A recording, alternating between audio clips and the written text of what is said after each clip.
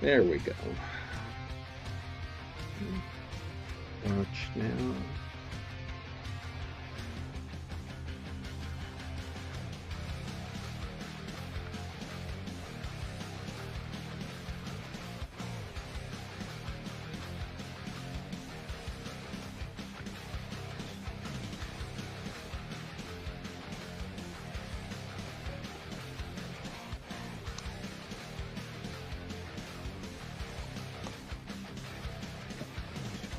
Already got 6 people on Twitch right now.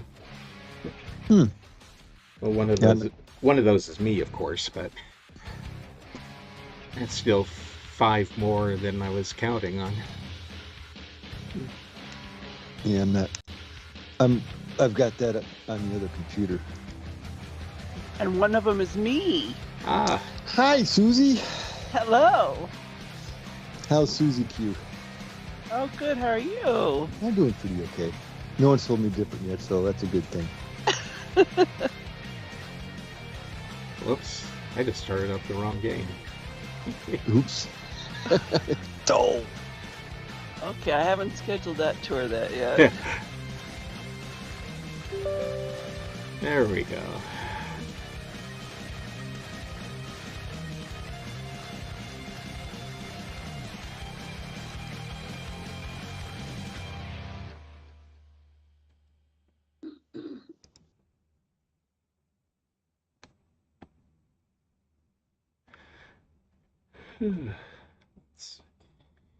Let's mix with somebody named Neurovac.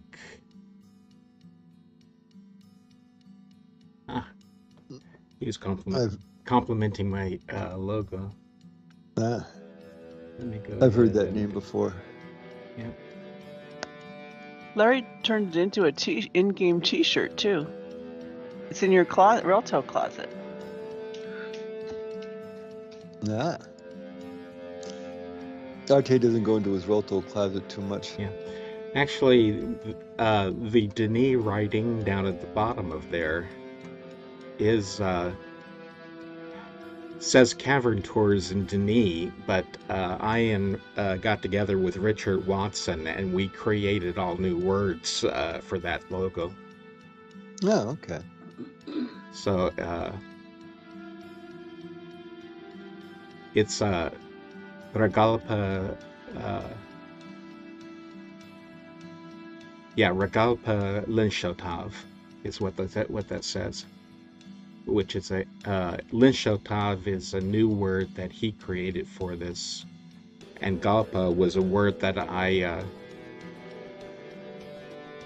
suggested for it. See, the Denis word for cave that everyone already knew was Galpo, but I took the words Galpo and Garo for basically big cave, and he accepted that as being the word for cavern. Okay.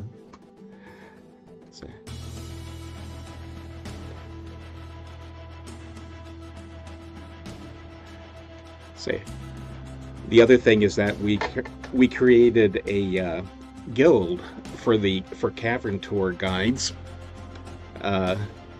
which is Tell and Show, and he said, Richard says he likes it because he says that's what a tour guide does, is tell and show. Yeah, show and tell. Uh-huh. So the second word, what is the exact translation of the second word? Tour.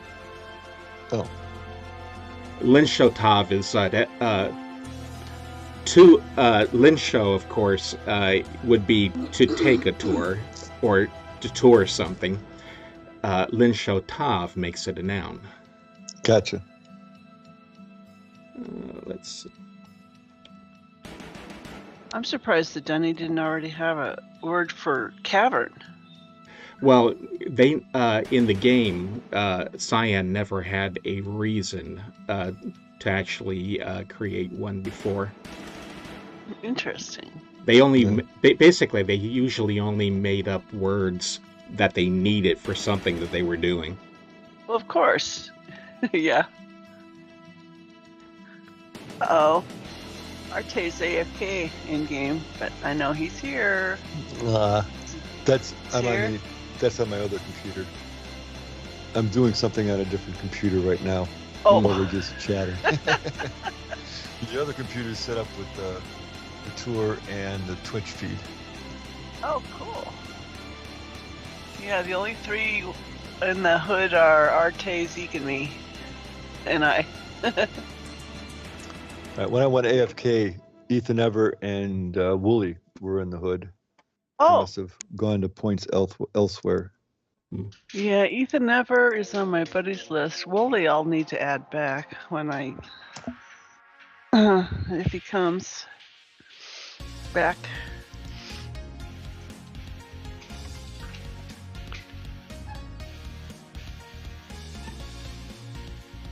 Have we decided whether we're going to have a tour next month? Because we're going to have to tell them. Well, I've been leaving that up to you guys to decide because I'm not going anywhere, so I'll be available. Mm-hmm. But the rest of you, that's another story, I assume. So I've been waiting to hear back from you guys as to whether or not everyone's going to be available. Yeah, I'm fine. Personally have no idea. I don't. Murphac too. He would be critical unless it would be like a filler thing. Let me look at what next month's schedule is. Yeah. It's likely that I will not be available. Oh, okay.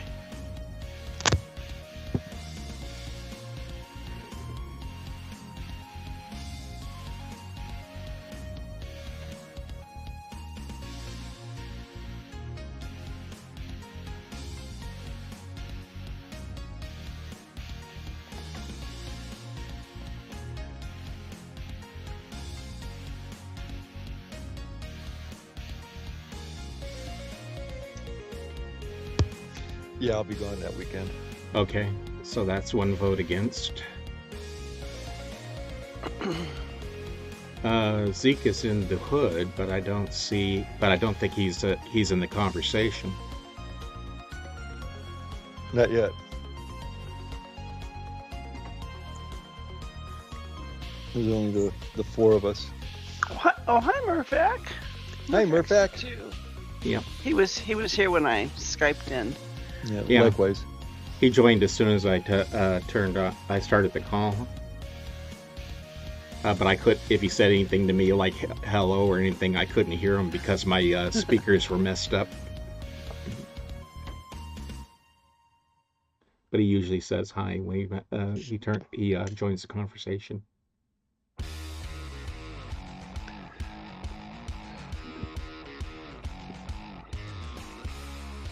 I think I heard him breathe. And I'm gonna apologize now.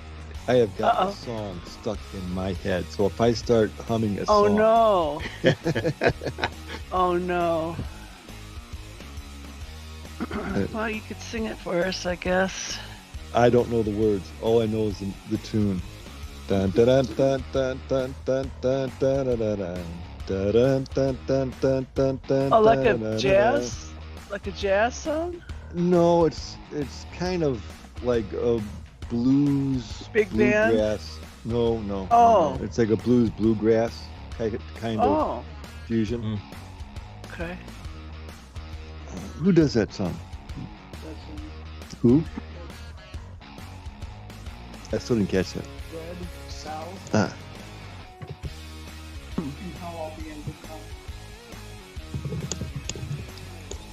The group is called Dead South, and the song is called In Good Company.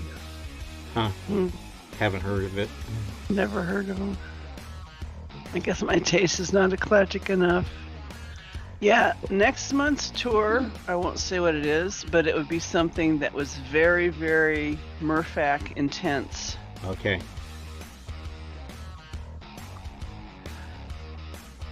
Did you hear that, Mirafak? We need to know whether or not you'll be available next month.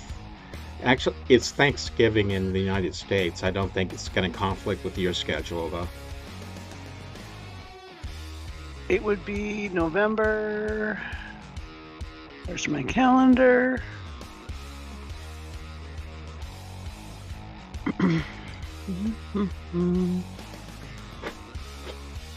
November 25. Yeah. Which in the States is the Saturday after the Thursday Thanksgiving. Right. Next month should be good for me. That's what he said in Skype. Yay! Arte, did I send you the schedule? Do you know what next month's tour would be? I have no clue. Okay, I will have to email it to you. In fact, I can do that now. Then I close that.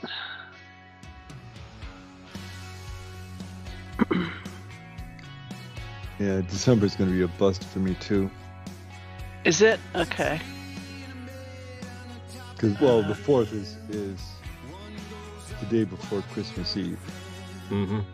And I've got family celebrations all that weekend. Yeah. Yeah. I'm suspecting that Christmas will be one that we'll have to skip because it'll be the one that most people will have something planned for. Hello. Hi, Zeke. Sure. Hey, Zeke. Hey.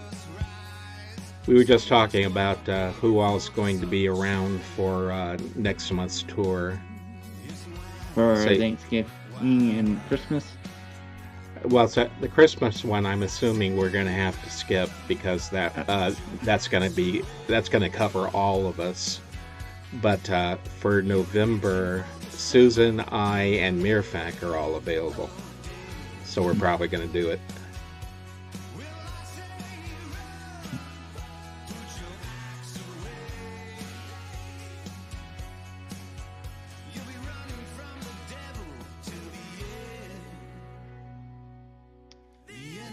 You'll have to let me know when you want to get together to review the notes for November. I'll try to do that within the first 2 weeks of next month. Say whatever we can set up with Richard.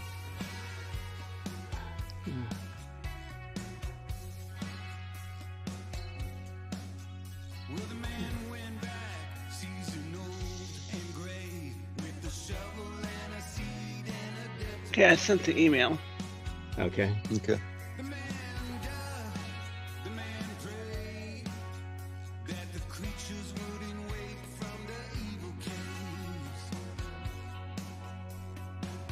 There it is. Updated Cavern tour. Woo.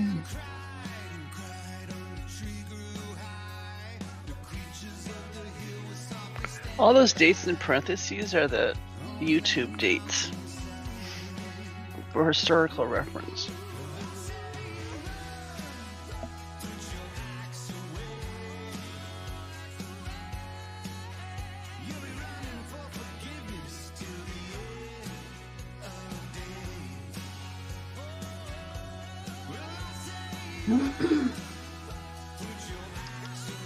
Hello, cave woman.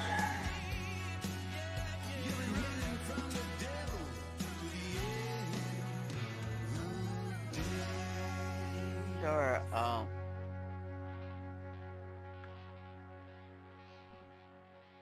We are headed to a funeral in California, Oh, wow. which will be scheduled for the, I think it's the 11th of November in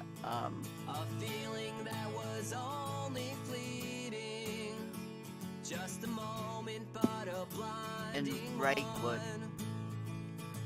Wow. I'm sorry for your loss.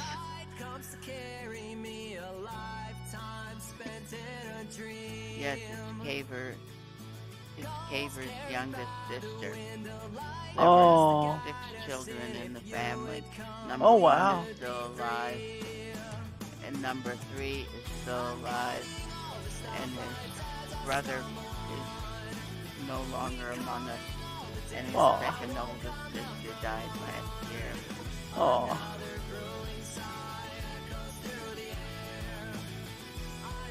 So we'll take the train to Victorville, and then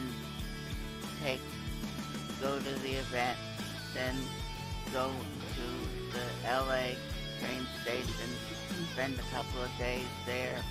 We want to go see the tar pit, and if possible, the observatory, the Griffith Observatory.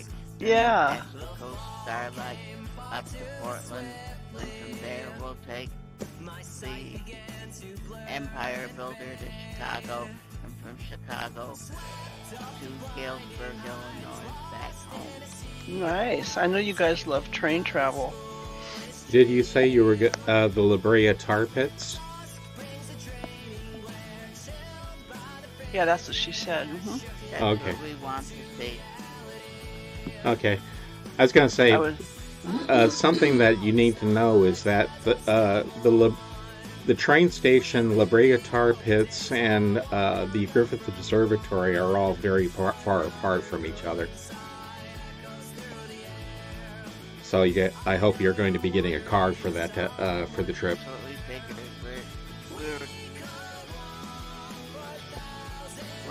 We were thinking about finding out if we could get a bus. Yeah, they have all sorts of buses coming and going from the LA train But- station. But the thing is that bus travel is something that you can generally depend on being there for you, but on the other hand, convenient is not something it ever was. Say, there are so many lines going to so many different places, and that plotting a route out by bus can be a major hassle. When I went to the La Brea Tar Pits just decades ago, I also went to, I think it was a nearby museum that was just lovely. They have a couple of three. One of which is I know that there's a automotive museum a few doors away. Larry, Murphax texting you in Skype. Oh, Yeah. I don't have that up, so I can't see it. Yeah, he does have a message. We can't say it off on air, but it's very important. Okay, let me.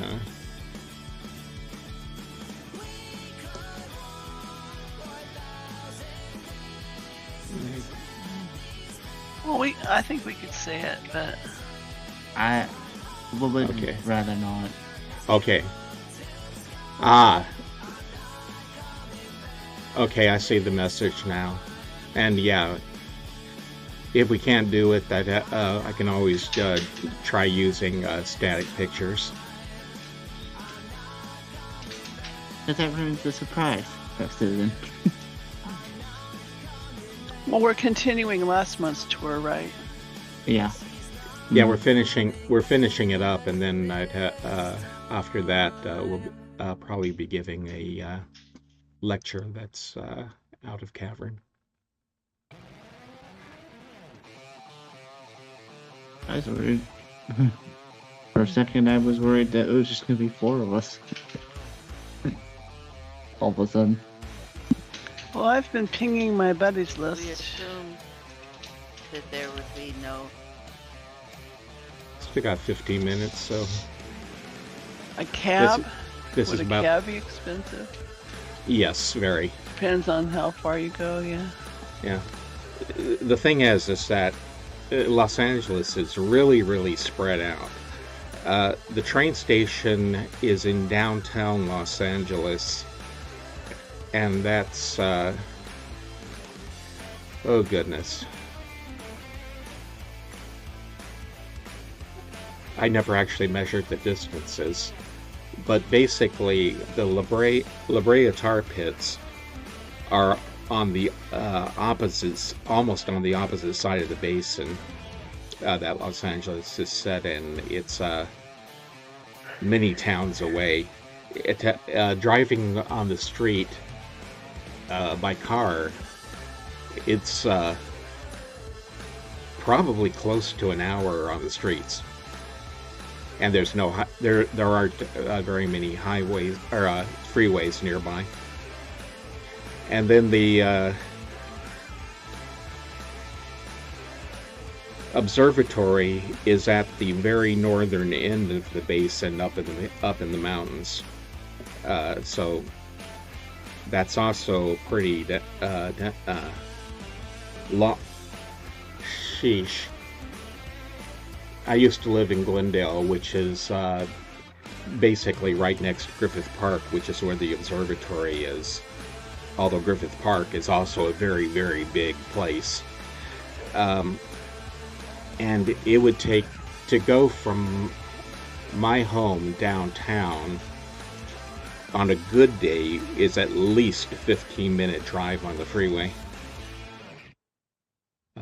More like 20. Well, obviously there are websites you can look at, Cave Woman, that that you can Google for getting from Union Station to various places. I'm looking at one now. Yeah. There's bus, taxi, drive. Oh, it's actually 21 miles. Yeah. From Union Station to La Brea Tar Pits. Yeah, I'm not at all surprised. I was thinking it might be in the neighborhood of 30, but 21 makes sense. And yeah, it's east of it. Right. Saying and there's no such. The thing is that because of earthquakes back in the early days, Los Angeles couldn't build up because things fell down with distressing frequency. So they built outward instead, but they didn't build. There's no kind of real layout to public transportation. It's basically you fit it in where you could, and mostly they tried doing light railroad and streetcars in the early days of Los Angeles when it was still relatively small. But when it got bigger and bigger and bigger, they decided to take those out and use buses instead, because they could put those wherever they needed them. And then light rail has made it something of a resurgence, but even now it's not exactly the most convenient thing in the world, because a lot of it is subways, and they can only build those yay fast, and once they're laid down, they're going where they're going, and there's no going anywhere else. But speaking of subways, though, there are subway systems that'll take you certain places, like Universal Studios. You know how I said that La Brea Tar Pits is 21 miles east of the train station? Mm-hmm. Griffith Observatory is 21 miles northwest, the opposite direction. Exactly. And that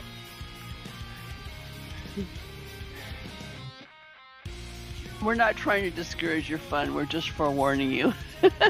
and I'm basically saying that to get around Los Angeles with any degree of freedom, you definitely need to rent a car. Yeah, but driving will be a pain too, because of the weird, crazy California drivers. Actually, it can get gridlock on the freeways is a thing, very definitely, especially in the morning and in the evening when people are getting off of work. But if you drive on the main streets,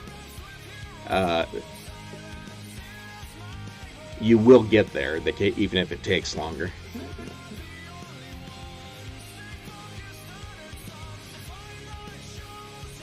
Okay, I've got more people logging into my buddies list. We still got 10 minutes yet, so I'm expecting more people to show up if they're going to show up at all. I know.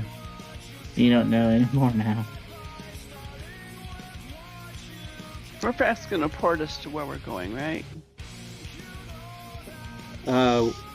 We'll probably be linking to Mirobot, and it's the only place we're going, so... Oh yeah, that's what I meant, sorry.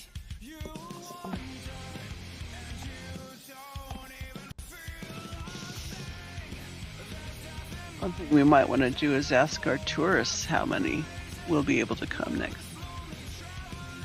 Ask them. Yeah. Ask them to tell their folks. Well, that's one of those things that we can, because we're recording the tours and putting them up on YouTube, even if nobody's physically along for the ride, we can always hold the tour. Yeah.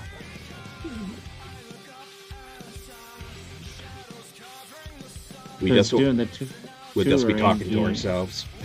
Because doing the tour in the game is a lot different than doing the tour, watching the tour on YouTube. True. Cave Woman assumed they'd be canceled. No, we were talking about that earlier. Thanksgiving is on, because that's the Saturday after it. But the Christmas one will be canceled because it looks like too many of our staff are going to be busy. Well, but a lot of people go away for Thanksgiving weekend. But anyway, I don't want to beat a dead horse. Yeah. Okay, I just realized I haven't had any coffee yet. I'll be right back. Oh dear. I remember those days.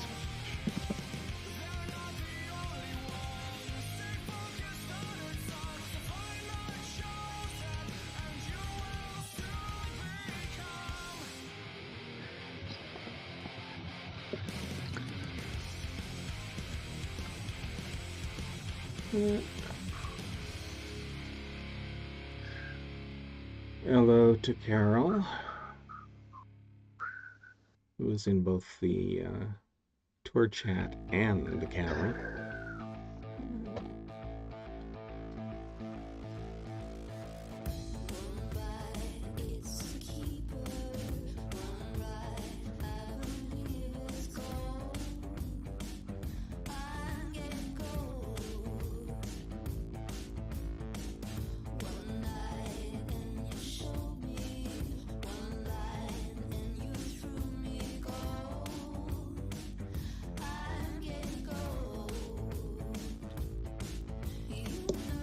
Everyone's assuming we're gonna be canceled for Thanksgiving and Christmas.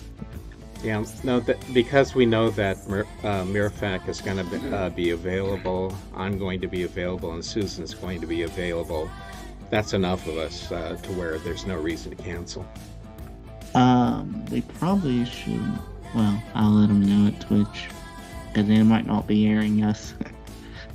But keep in place, and once again, forgive me for beating a dead horse, but keep in mind of where we're touring next month.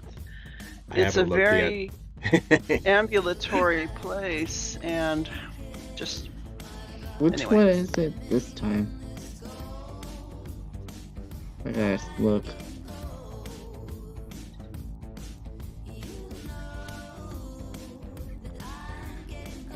Unless you just want to make next month's tour like a filler tour, Larry. That's like always a possibility.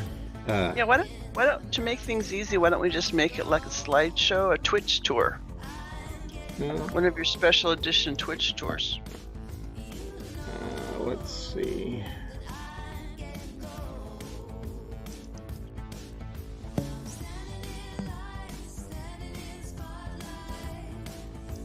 And then we can reschedule the next series. Next group to like January after the new year. I see which one it is. Oh wow, I forgot how big that one is. Yeah. Let's see. That. And yes, tourists, we are purposely being mysterious. We like to keep things fun for you guys. Yeah. I think people prefer it that way.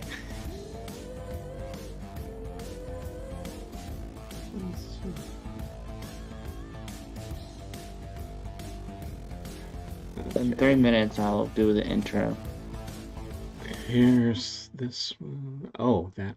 Oh, that one, huh? I told you. That's why I'm beating a dead horse. Like, guys, I don't think I you looked at realize it what's and was like, going on. oh, that one. Susan has a digger of a schedule where that place is smack dab in the holiday season. Actually, I think that was mine, actually, with a few rearranges. Yeah, we can probably fake up a special of some sort. Especially for that one.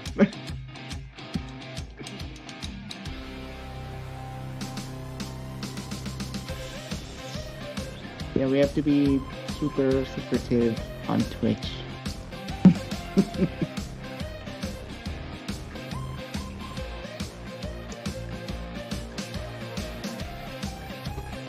So, Larry, can you think of 2 fillers that you could do for November and December? Well, I was thinking about December. We would take off. Okay. Oh, okay. All right. We'll just do a November one. Because I'm bearing in mind that Mirfak's parents often come over for visit him on Christmas. And sometimes they come for surprise visits too, right, Mirfak?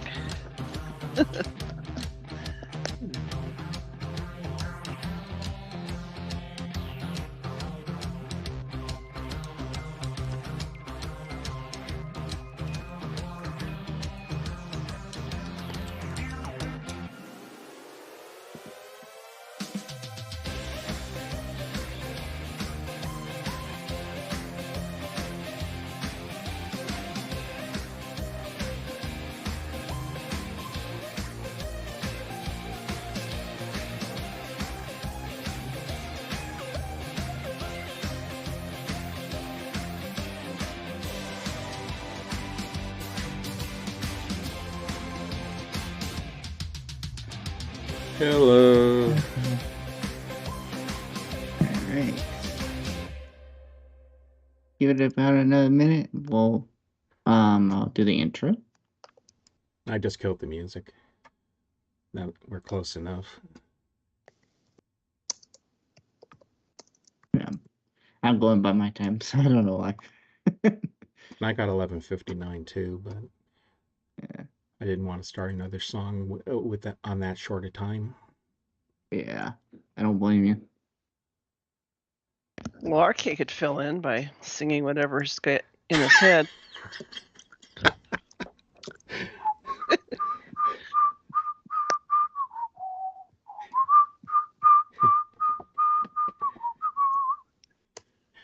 You had to say that, didn't you?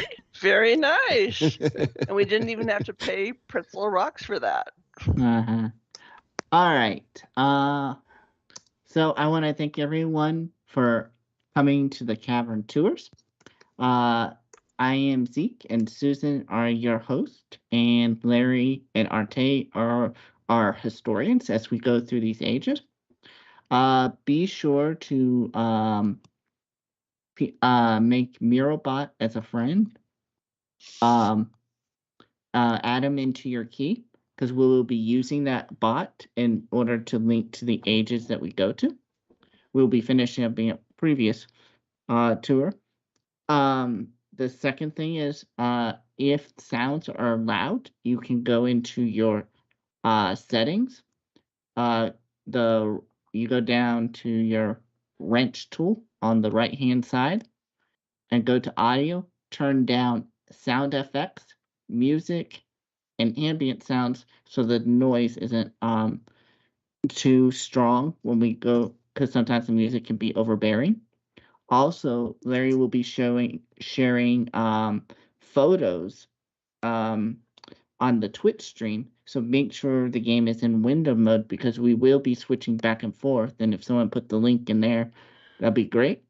The second thing is we try to be as spoiler friendly as possible, but know that certain ages that we go to not will have spoilers.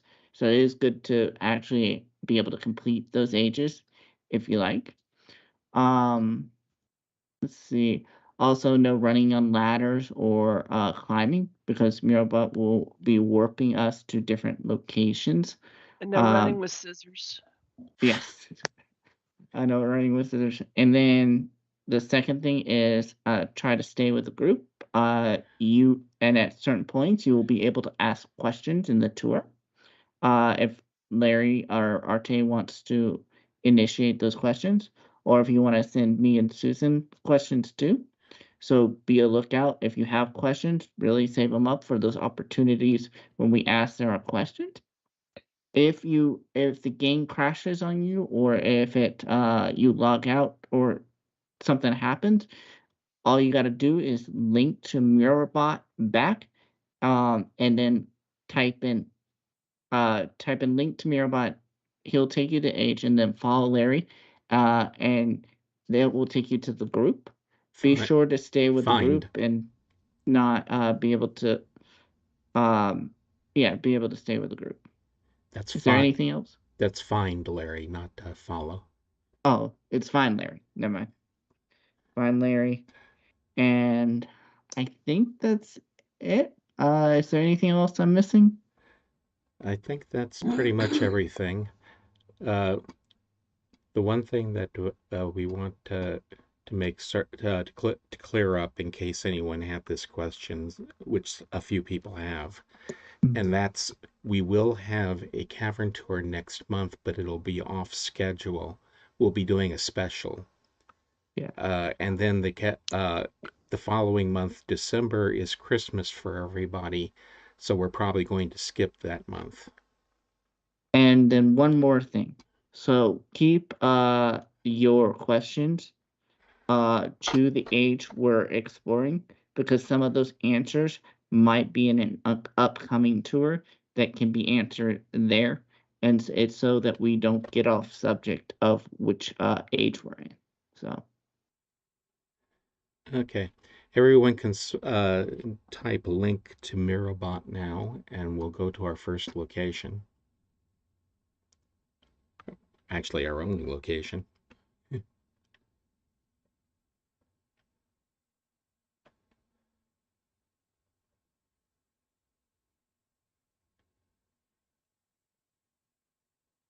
Oh. So next month we're still going to be coming to the cavern. That's but correct. You're going to presenting everything on Twitch. So we'll just hang out in a hood or someplace. Correct. Right? Okay. Thank you. It's like the music parties of before. It's basically just so that we can chat have the chat available to us. Yeah. Okay, we're waiting on then one last one. Two last ones. And let's go ahead and we've got 6 here in the hood. Let's see. Here we go.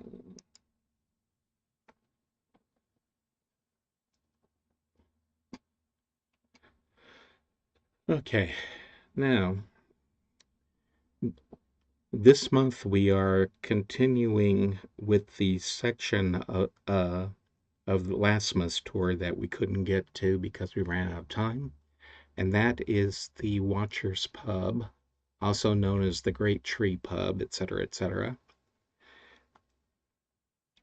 This pub is located in an upper-class residential district of Agra Island called Jatari, which is located on the southeast side of the island.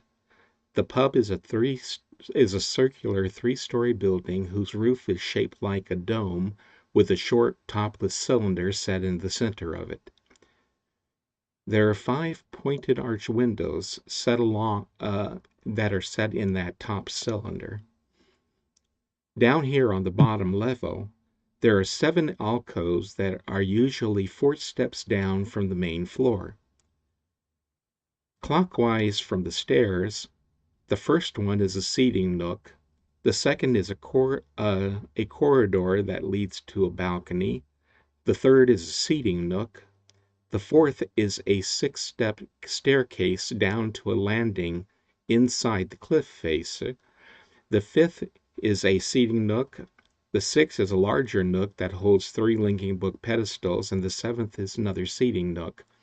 Except that since I wrote this article, that's changed, since they have now added or modified one of the seating nooks to hold the linking book to the Chisopreniv, which is another linking book library for fan ages.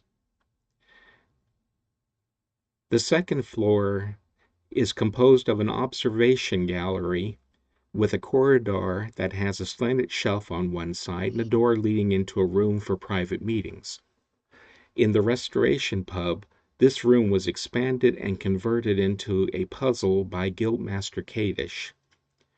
The third story of the building is inaccessible and only has the windows in it. It's just decorative and has no roof, leaving the structure open to the air. The third floor walls are of a smaller diameter than the lower floors, giving the building a top that is shaped somewhat like a bottle. There are 5 instances of the Watcher's pub in Denis. They make up the cartographers, greeters, maintainers, messengers, and riders pubs. Only the Watcher's pub that we're in now existed during the time of the Denis, and there was no guild of greeters in Denis, so we know that all the other instances are modern creations. One way that you can test whether or not the other pubs are instances, if you've fully upgraded your key device, is to open up the key when you link into a pub. When you link into the Watcher's pub, your key will show your location in Denis coordinates. The link-in point is 1827 by 22 by -48. That places the pub and the surrounding section of the Chiteri district at 105 degrees from the 0 meridian, which is just a little south of east, 293 feet from the Great Zero center mark, and 640 feet roughly below the Great Zero. The elevation is higher than the Agra waterfront, which is -93, or 1,240 feet roughly below the Great Zero. However, if you link to any of the DRC Guild pubs, your key will report your position as 000, which means it cannot get a signal from the Great Zero. Another way to test is to use the bot to walk outside the building, where you see that all of the surrounding scenery is the same. The Watcher's Pub was built to be a social center for the Denis elite and had side chambers with comfortable seating and game tables. Currently, these actually, hang on just a second. Let me see if I can switch my view here. There we go. Yeah, currently, as you can see, all of the little side cubbies are covered over with heavy curtains.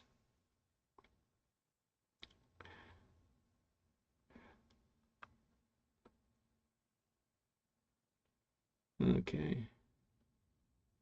But hang on just a second while I call up the image, because I think I messed up and forgot that I would need to do this. Okay.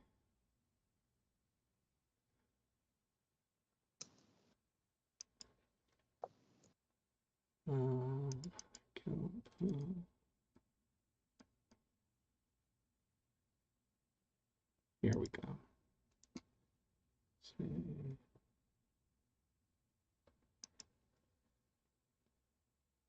Okay.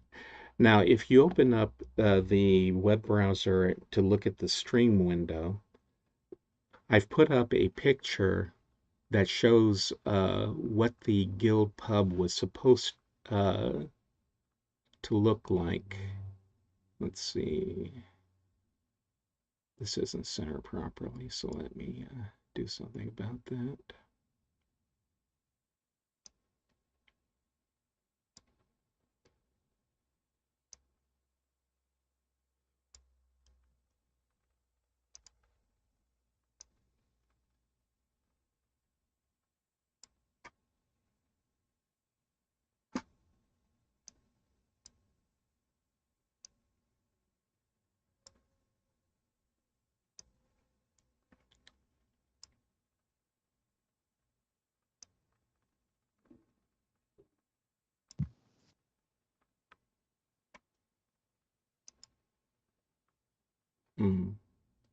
For whatever reason, it's not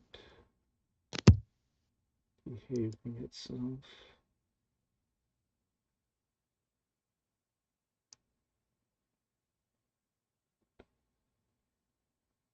Okay, that's better.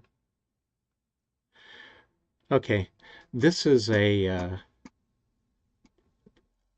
what's pre-production art of what they thought the guild pub would look like, and as you or the Watcher's pub, and as you can look down, you'll notice that you can see two of the alcoves. The first one, which is closest to the steps that you can see, has an ayuhik table in it, whereas down in the corner, down here, they have one of the seating nooks that can be seen, which had very fancy leather chairs in them.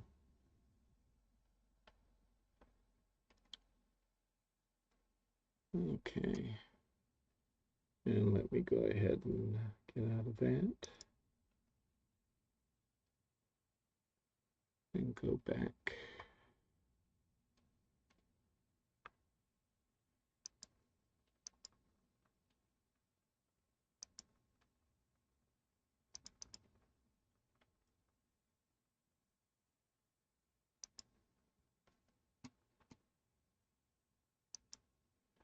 Okay, now let's see.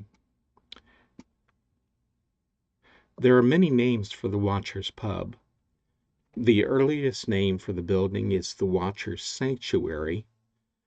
It's also called the Great Tree Pub and the Restoration Guild in various documents. The Watcher's Pub is sometimes incorrectly referred to as Rolep by fans due to a mistake in translating a passage from the Book of Prophecy called the Words of the Watcher.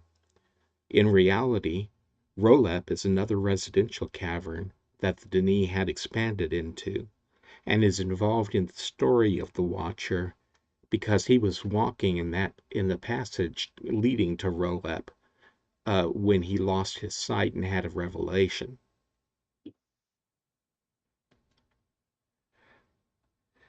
The pub's common library upstairs contains a notebook about the building itself, or I should say that's in one of the nooks, a linking book to Arcana and a linking book to the Amone Cathedral. The notebook was written by Michael Simpson, a restoration engineer who also worked on Grayson. He carried a voice recorder around with him for verbal notes and to save his first impressions of the places he visited. He then transcribed the voice recordings to notebooks later. This is the text that's found in his Restoration Pub notebook. Date 10/7/2002 and 4/19/2003, 2 trips. Okay, where to get started? The room itself is actually pretty simple, and at first glance doesn't seem to have much to it. Well, for your average explorer. There is actually much more here than meets the eye. Much more, at least as far as history. It's practically dripping off the walls. Fortunately, I dig that stuff.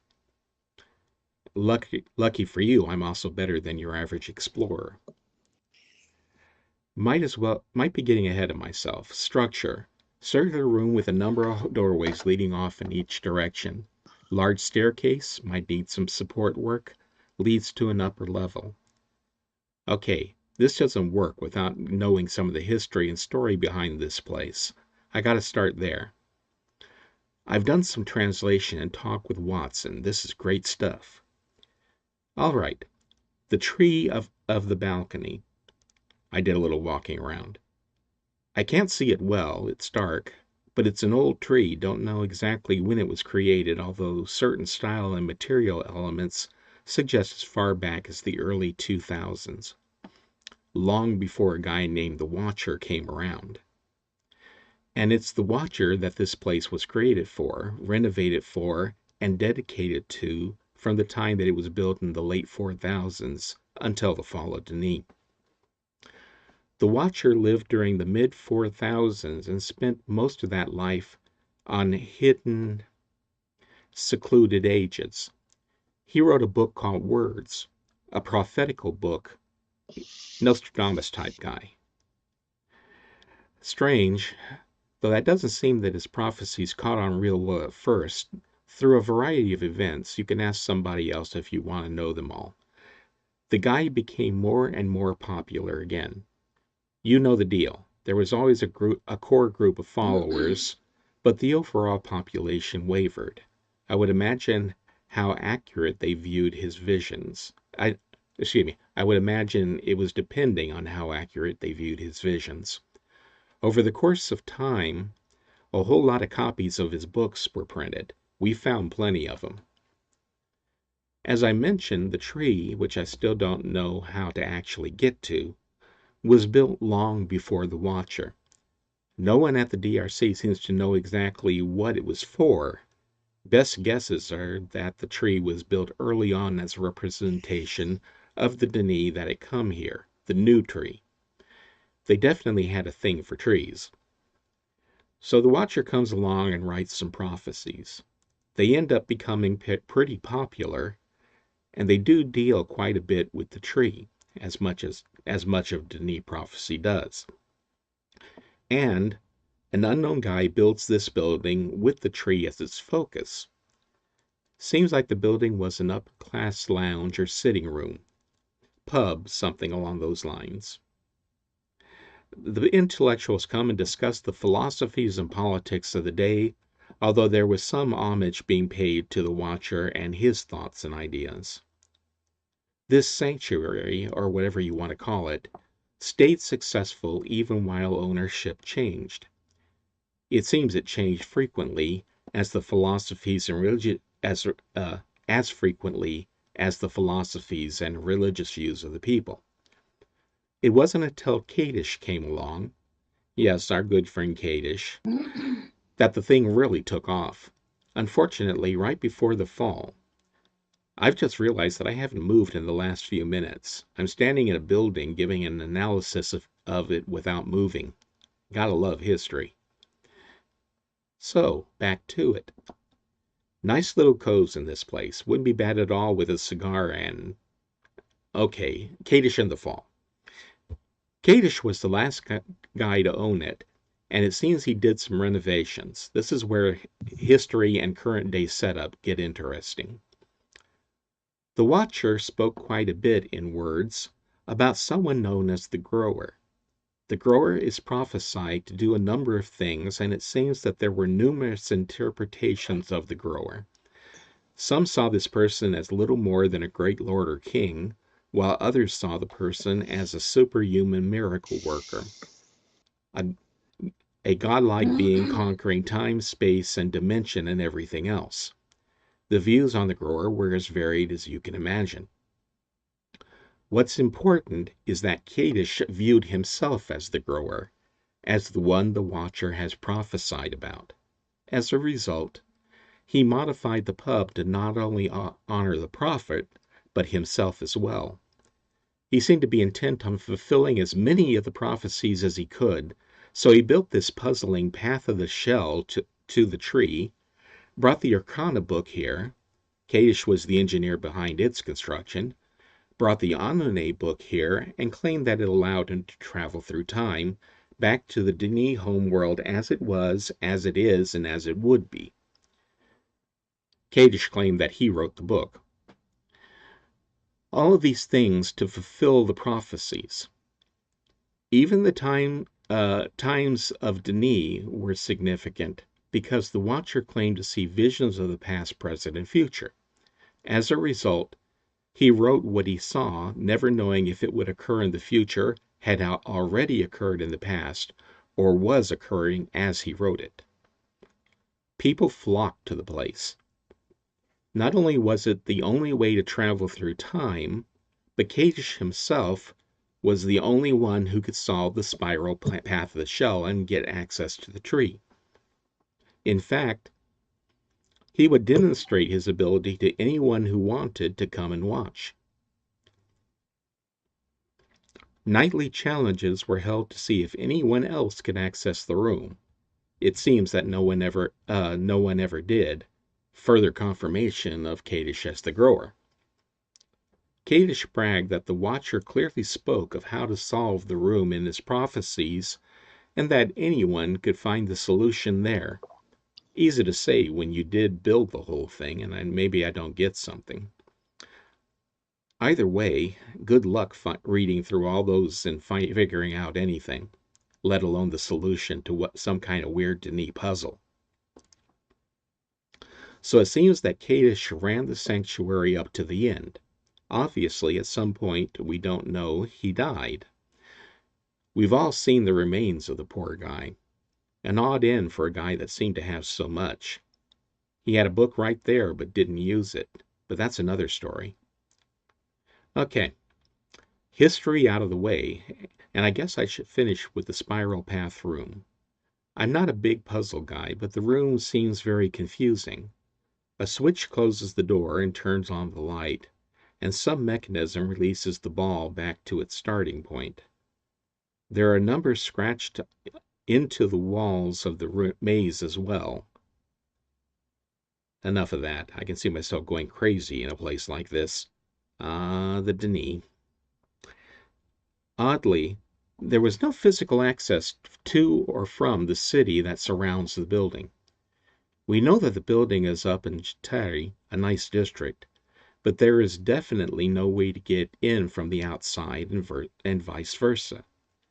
Not sure if Kadish sealed it up, or if it was always that way, but I bet the second idea. Makes it handy to limit access. If you don't have a book, you're not getting here. And that would explain why the books here were never destroyed or taken. That's it for now. I'll probably get back here after checking Arcana and Nanone.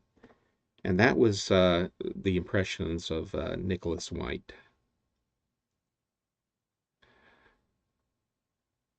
One of the walls, niches in the lower floor, of course, leads to the balcony that looks out on the large spherical room that contains an artificial tree. As mentioned, the tree predates the rest of the Watcher's sanctuary, possibly going back as far as 2000th Denis century.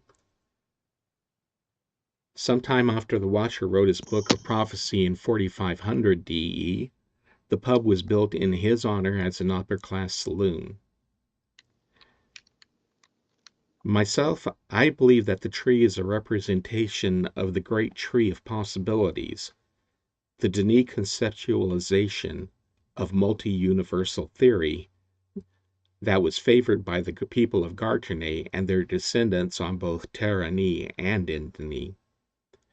The great tree motif appears in artwork around Denis, such as the floor design in the Hall of Kings and the tracery around down the center of the great stairs. If you go into the chamber and look at the room surrounding the tree, you will see that there is a horizontal band of lights all around the room. Those lights are projectors and originally had a few atmospheric themes that they threw onto the walls of the sphere. Currently, they are showing nothing. However, in the past, they had a day and night cycle that they went between. And so you had clouds and an atmosphere at some times, and other times you would be in the middle of a star field that made the tree seem to be floating in space. And I believe that I should be. Those were disabled when they started messing around with this place, but the fans, I mean. But there is a way to see those things if you use the offline game. And right now I am going to go ahead and see if I can't find you some pictures of it.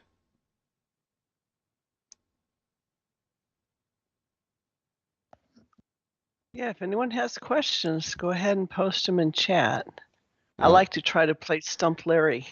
Yeah, actually, they can go ahead and ask them now because it's going to take me a few minutes to track down these pictures I'm after. Okay, let's Stump Larry.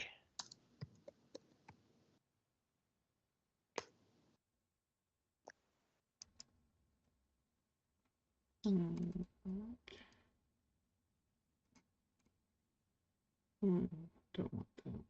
I want.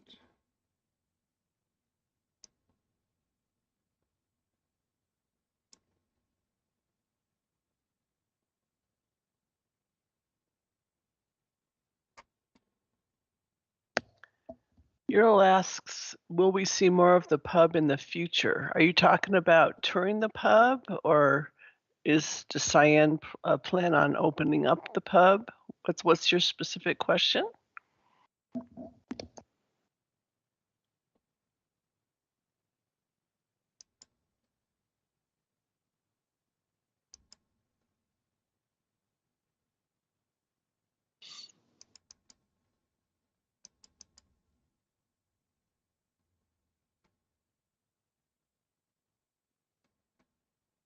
Okay, he's referring to Cyan or fans opening up the pub. Anyone know anything about that? Well, of course, Cyan has, as far as I know, doesn't really have any further plans for the guild pubs or the Watchers pub at the moment. If he's talking about renewing the way it was in Path of the Shell, I haven't heard anything about that. Neither have I. Yeah. As far as opening up pubs, though, of course, Doob's version of the Messenger's pub is definitely online right now. Okay. Or Ural, are you thinking of referring to the various reading alcoves, opening those up? I haven't heard about the alcoves being opened up either, but I was just wondering if that was what you were referring to. Yeah. Now, Cyan would have to make the floors in there solid, right? Because I think you can fall through. No, actually, I think they are solid. Well, are they solid? Oh, okay. Yeah, they're just blocked off. Well, the Open Uru team can make them solid if they're not. Yeah. Anyway, if you look at the stream window for a moment, this is the picture of the nighttime projection that was in that room.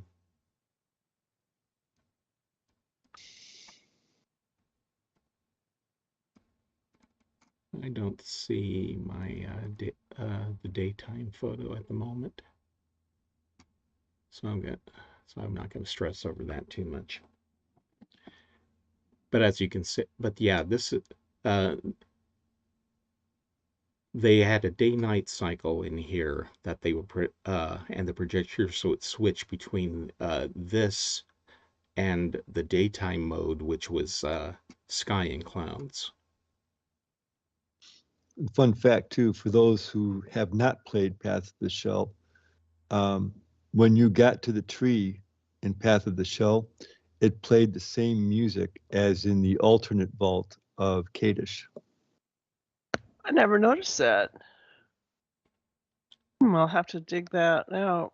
Replay that game. Okay. The offline version. Anyway, let's go ahead and close that. And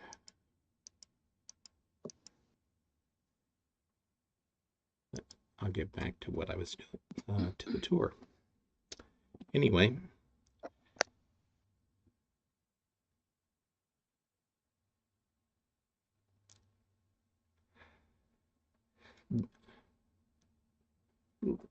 in a while, we'll be taking you to the actual tree, and I guess I should hang on and talk about this then. Okay, Mirfak, can you go ahead and take us into the puzzle room?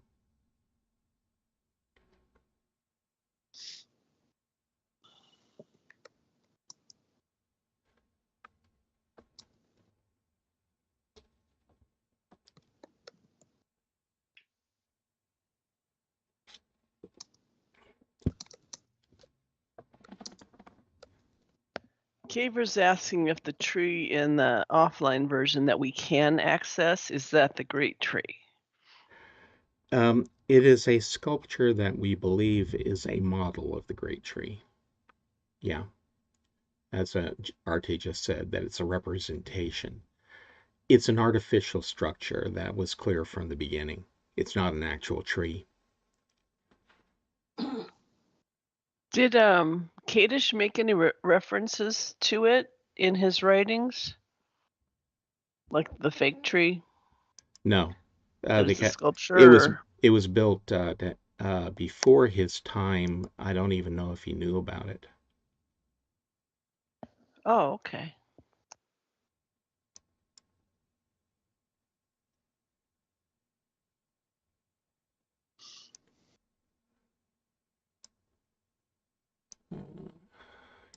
Kadish was more interested in his own glorification than history.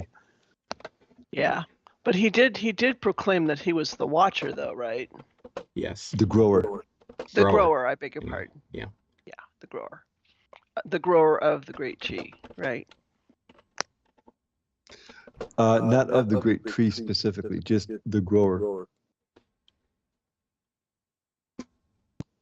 The grower was somebody who could travel in time and perform all kinds of magical feats.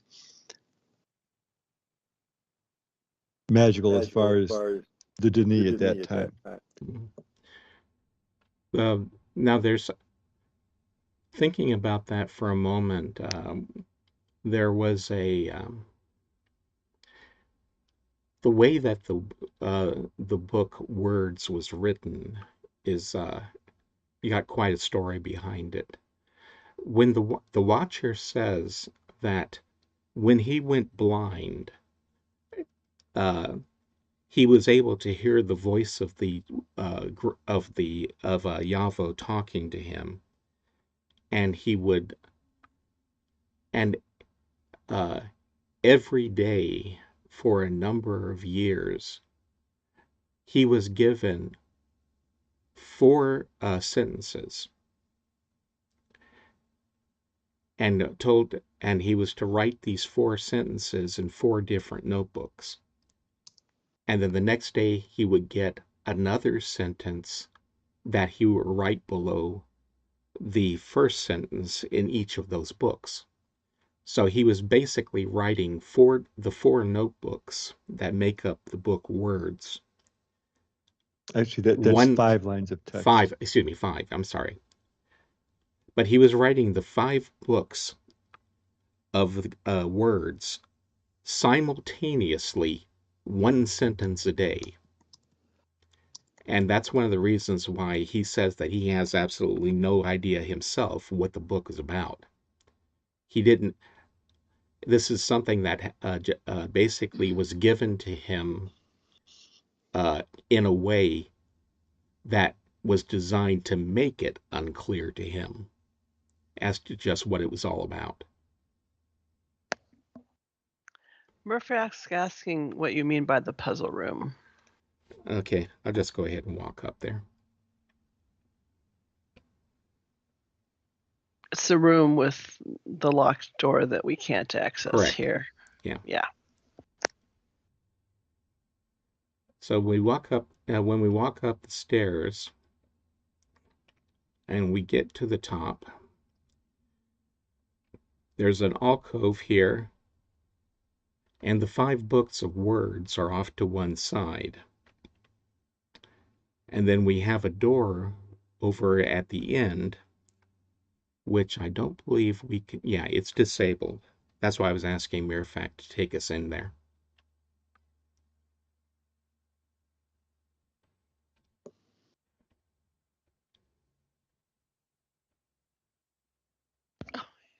Perfect. Fell out of the sky. Yeah. Oh, you can just walk through it. Okay, I'm sorry. There we go. So this Give is her back. so this is the puzzle room that I'm in right now, and those who are not here, you can just tell Mirabot find Larry, and he'll teleport you to me.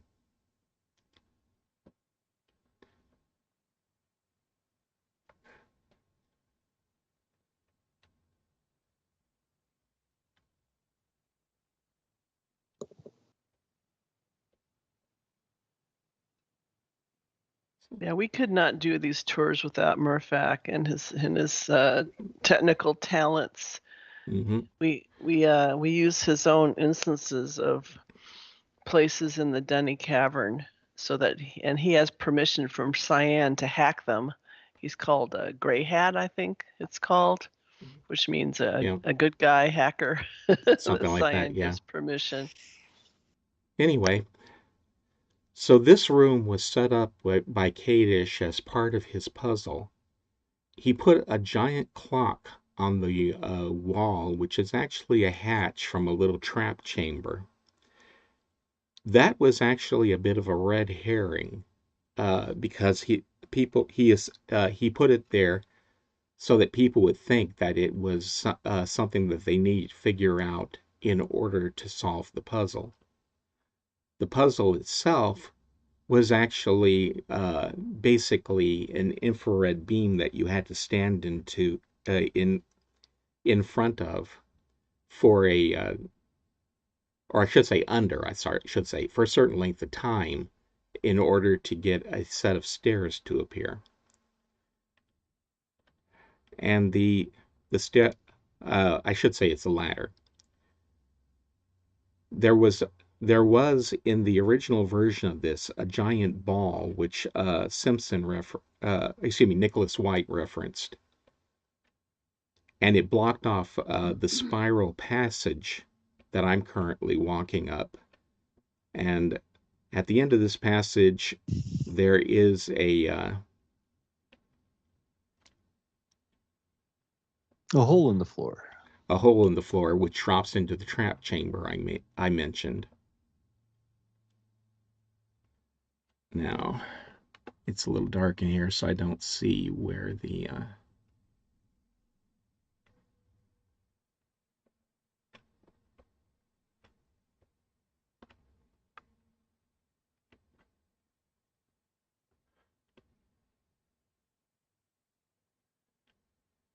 there should have been something around here that I could touch in order to get the that hatch that makes up the clock to work. I think it's motion activated. It's probably deactivated at the moment and may not be working. Well, it's only a one-way access, so yeah. So I was just going to see if I could get the thing to open. let me. Nope. Oh, the ladder went away. The ladder to upstairs. Yeah. So what I'll just do is, oops.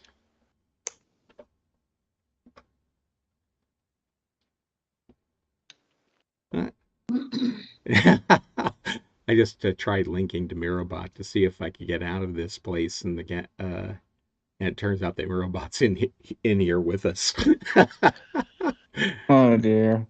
PM Mirabot to stand in front of the door. PM Mirabot to walk to, and you'll walk through the door. Yeah. Okay. Yeah, just go walk space 5 or walk space No, 1. you don't want to walk that far. But you can You now only just find Larry because I'm outside. walk 2 will get you through the thing, just Yeah. past the Really? door. I Yeah. just Okay. jumped through it. And the stairway, or the ladder upward is, Larry was trying to imprison us all. yeah.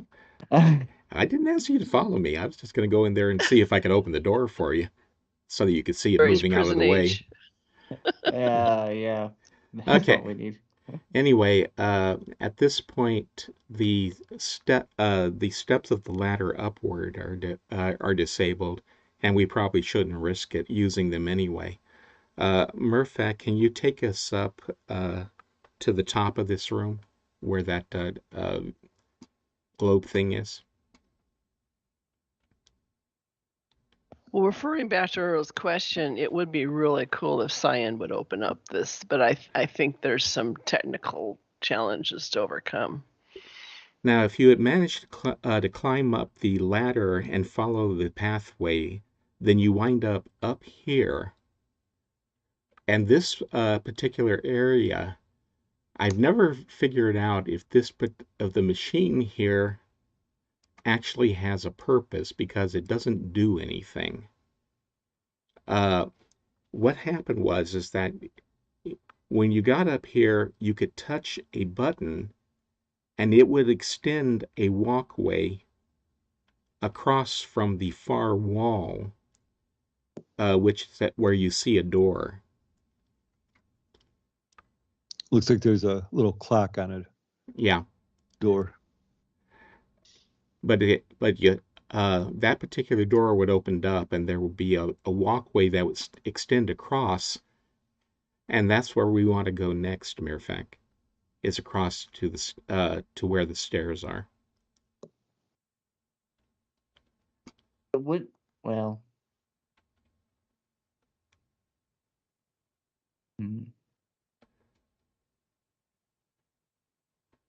These were the two obstacles, by the way, that kept the Denis from ever figuring out how to get to the tree sculpture.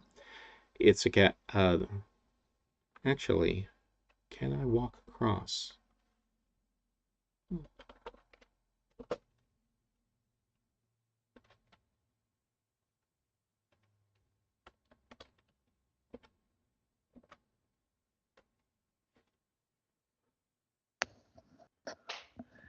I know in the open cave you can. I mean, yeah, the open cave shard.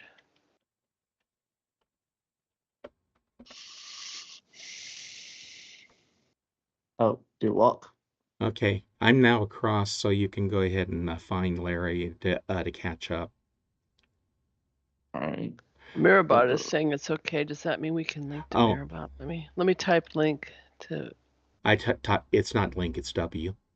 When you're in the same age. Okay, W puts me where I was already standing. Yeah. Anyway, we are now at the top of the stairway that goes from the puzzle down to the bridge that you can see extending across to the tree when you're standing on the balcony. It's a weird Wow. camera angle. Yeah, I've got a really cool third person view. I'm gonna take a picture of that.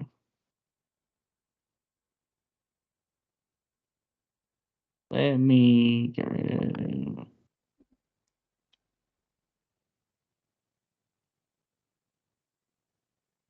One of our tourists is walking into the wall. Oh no. Oh, never mind. I'm just gonna do the picture while I'm up here.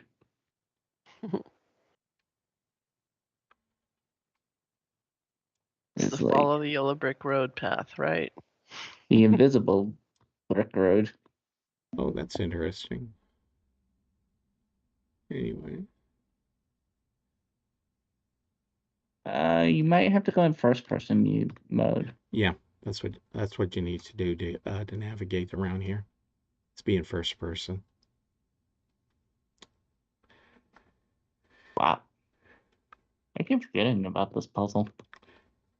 The interior of the tree It's unknown what Kadish may have used it for, since no one but he ever managed to get here during his lifetime. You should use the spiral that you find on the floor here as a link to Kavir in the early days of her version of the Path of the Shell. However, nowadays the portal has been disabled and you go there by a different method. The last owner of the pub was Kadish, who proclaimed himself the grower. He scattered hints to the puzzle in the ages of Anone and Urkana.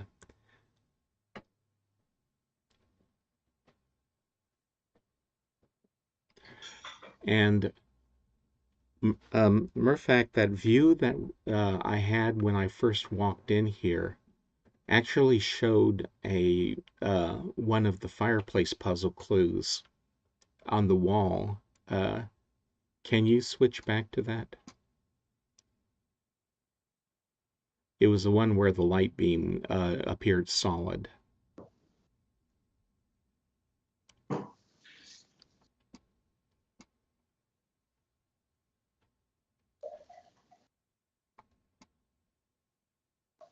One of the things that I believe Yisha did when she modified the Path of the Shell is that she left a whole bunch of line drawings scattered around here and there, that when you put them all together on the proper grid, they actually showed you a pattern that you were supposed to punch on the puzzle panel in the fireplace of Myst Island.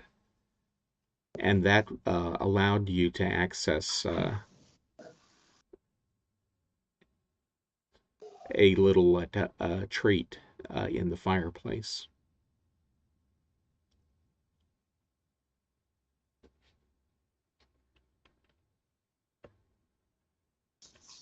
Now, did we ever have any other questions?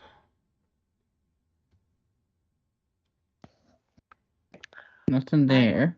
Don't see any.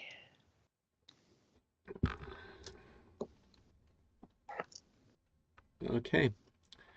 Let's see, it's 12:49.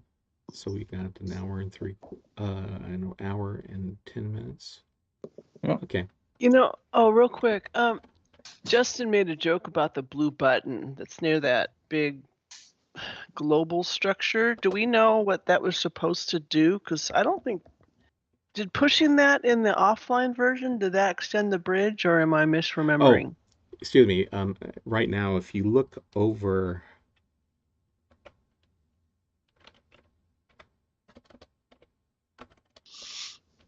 Yeah, it's Oh. over here. Over here. Over here. Yeah. Oh, you'll wow. see the the piece from the fireplace puzzle that Yisha left here. It was the final piece, of course. So Cyan created the online version first, and then when they had to change up the gameplay for the offline version. Is that correct? Yes. Yeah. But the live version never made it to live because Ubisoft pulled the plug before Cyan could Oh. get the Path Yeah. of the Shell Ages on the first Uru Live. So Interesting. it was basically always in beta, but never. Arte, was it closed beta or open beta? Uru Live, the first Uru Live went live in January of 2004. Ubisoft decided they weren't making enough money, so they shut it down in February of 2004. But it had been in beta, live beta, for almost a year, I think. Okay.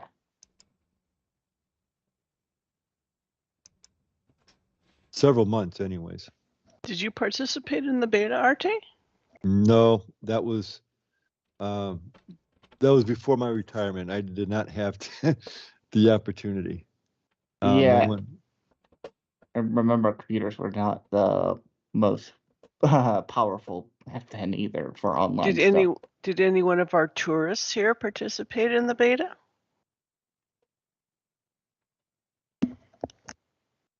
I was curious about that too.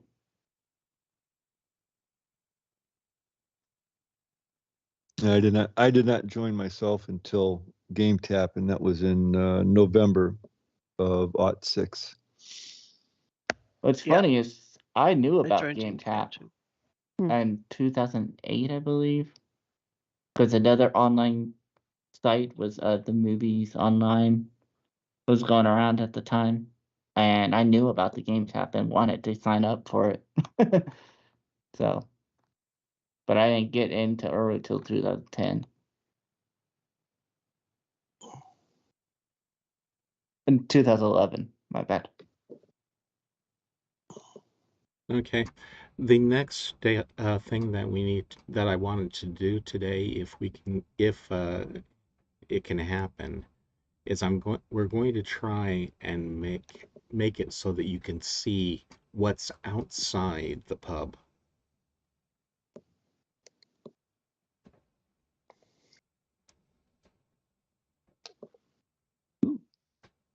It's dark out there.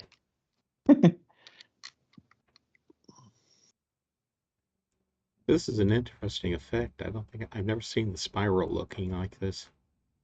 Ooh, that is interesting. I like that. I don't know why I like that picture.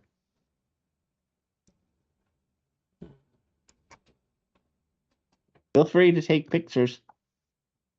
It's transparent. Wow. Looks like I can see a ground down there.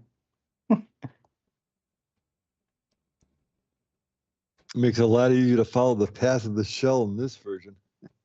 Oh yeah, for sure.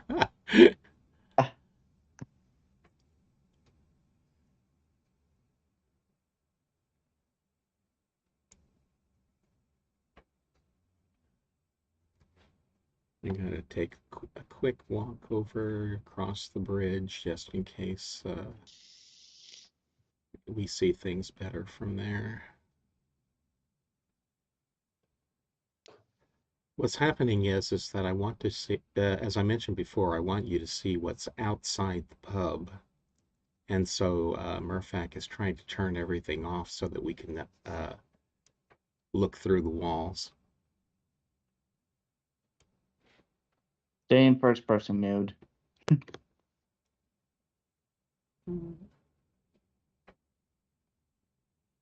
There you go.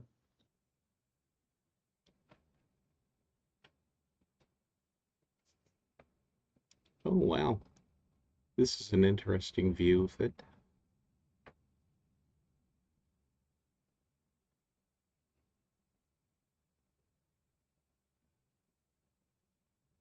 It looks like it goes stacked all the way up. So, Larry, I do have a question. Mm-hmm. That ball is similar, and this is for a different tour, but this is similar to the ball in Onanay. So, could it have been used as a watch device of some type for that age? No, the You cat. mean Mankata? Not much on Onanay. No, the ball, the ball that was supposed to be in here was had a stone appearance. Hmm. Whoa.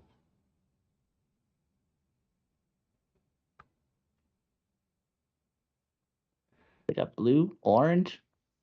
Let's go through the rainbow.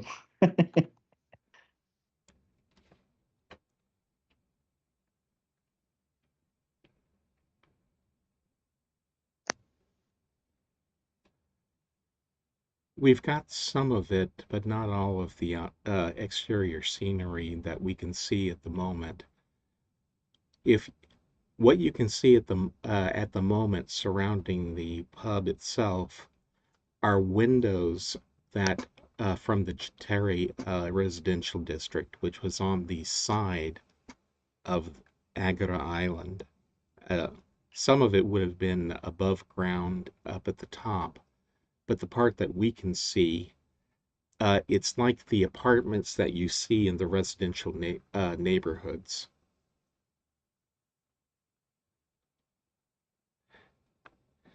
Jateri was the home of a large common library for the upper classes.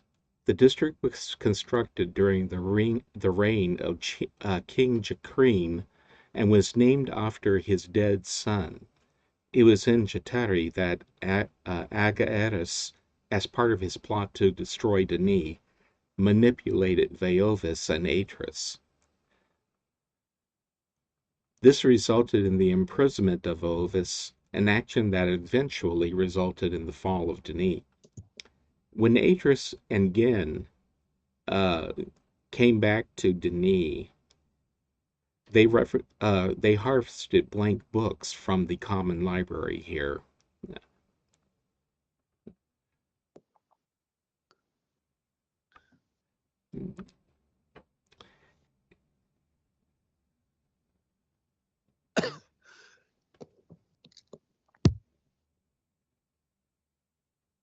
So like pretty much all Denis residential districts, a great deal of Chitari was underground, and and therefore you only see the windows into the apartments that are built into the cliff face.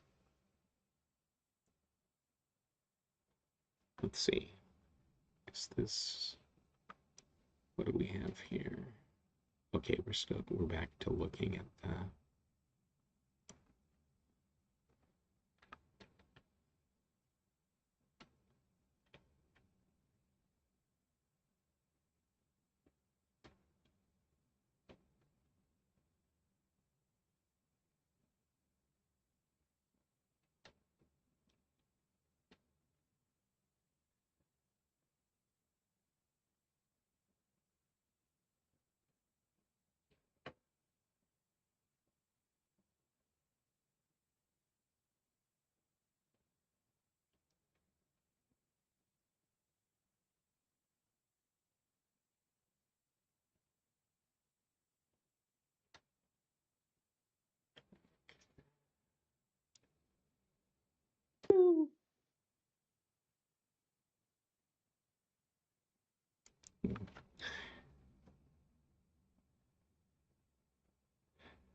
If we were able to show everything properly by making the building completely disappear, you would be able to see the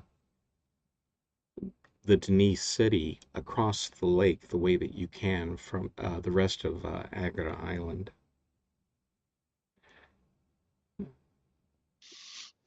Okay. Anyway, at this point, we've got an hour left, so I'm going to go ahead and move on to the next part of the tour.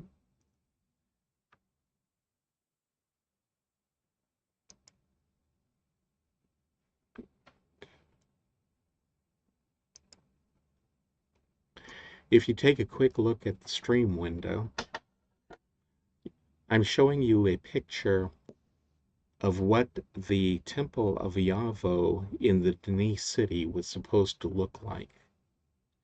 This was located directly on the zero meridian line. When you got to the city, the first thing that you would run into was a round courtyard with a structure in the center of it. And on the other side of, at the other end of that courtyard was this temple.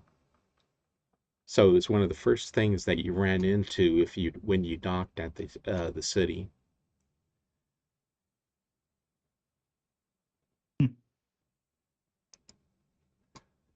Oops.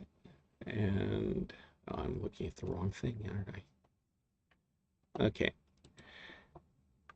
So what I'm going to do for the next hour is talk you through a little bit about what Denis religion was like.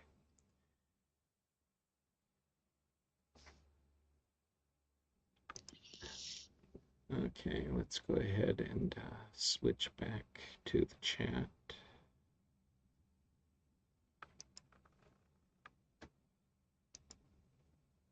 Okay. Like almost everything else in their culture, the Dani inherited their religious beliefs from the Rone civilization they split off from when they moved to the caverns under New Mexico. Over the course of the 9,400 years that their city existed, the core religion they followed remained a fixture of their society, but their belief in it waxed and waned. The doctrine of the church even changed over time as new prophets appeared. Eventually, the number of Dani who followed splinter cults or cults of personality even outnumbered those who adhered to the original faith. The leader and founder of Dani and its first king, a man named Renaref, was devoutly religious. The Book of Earth that he wrote, and which became Dani,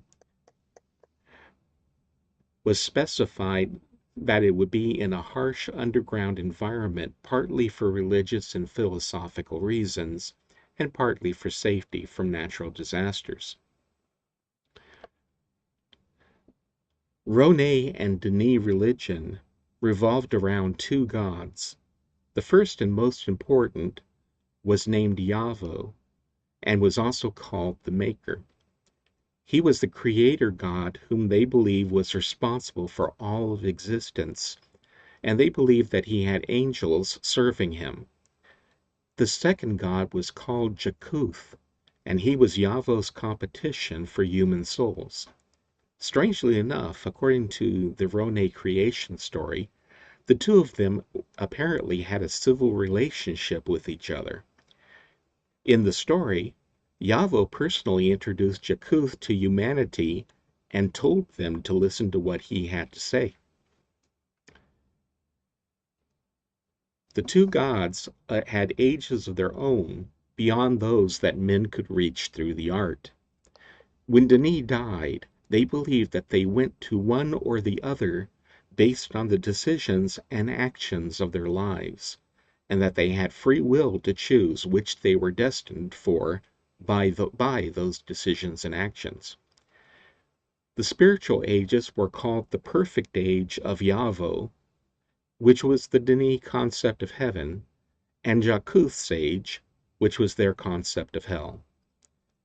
Some of the basic tenets of their religion were: upon death, angels would appear to take your soul to the judgment age to be judged for their conduct in life. If people were good and had adhered to the will of Yavo, the angels took them to the perfect age. If people were bad and or had followed the will of Jakuth, they were sent to Jakuth's age.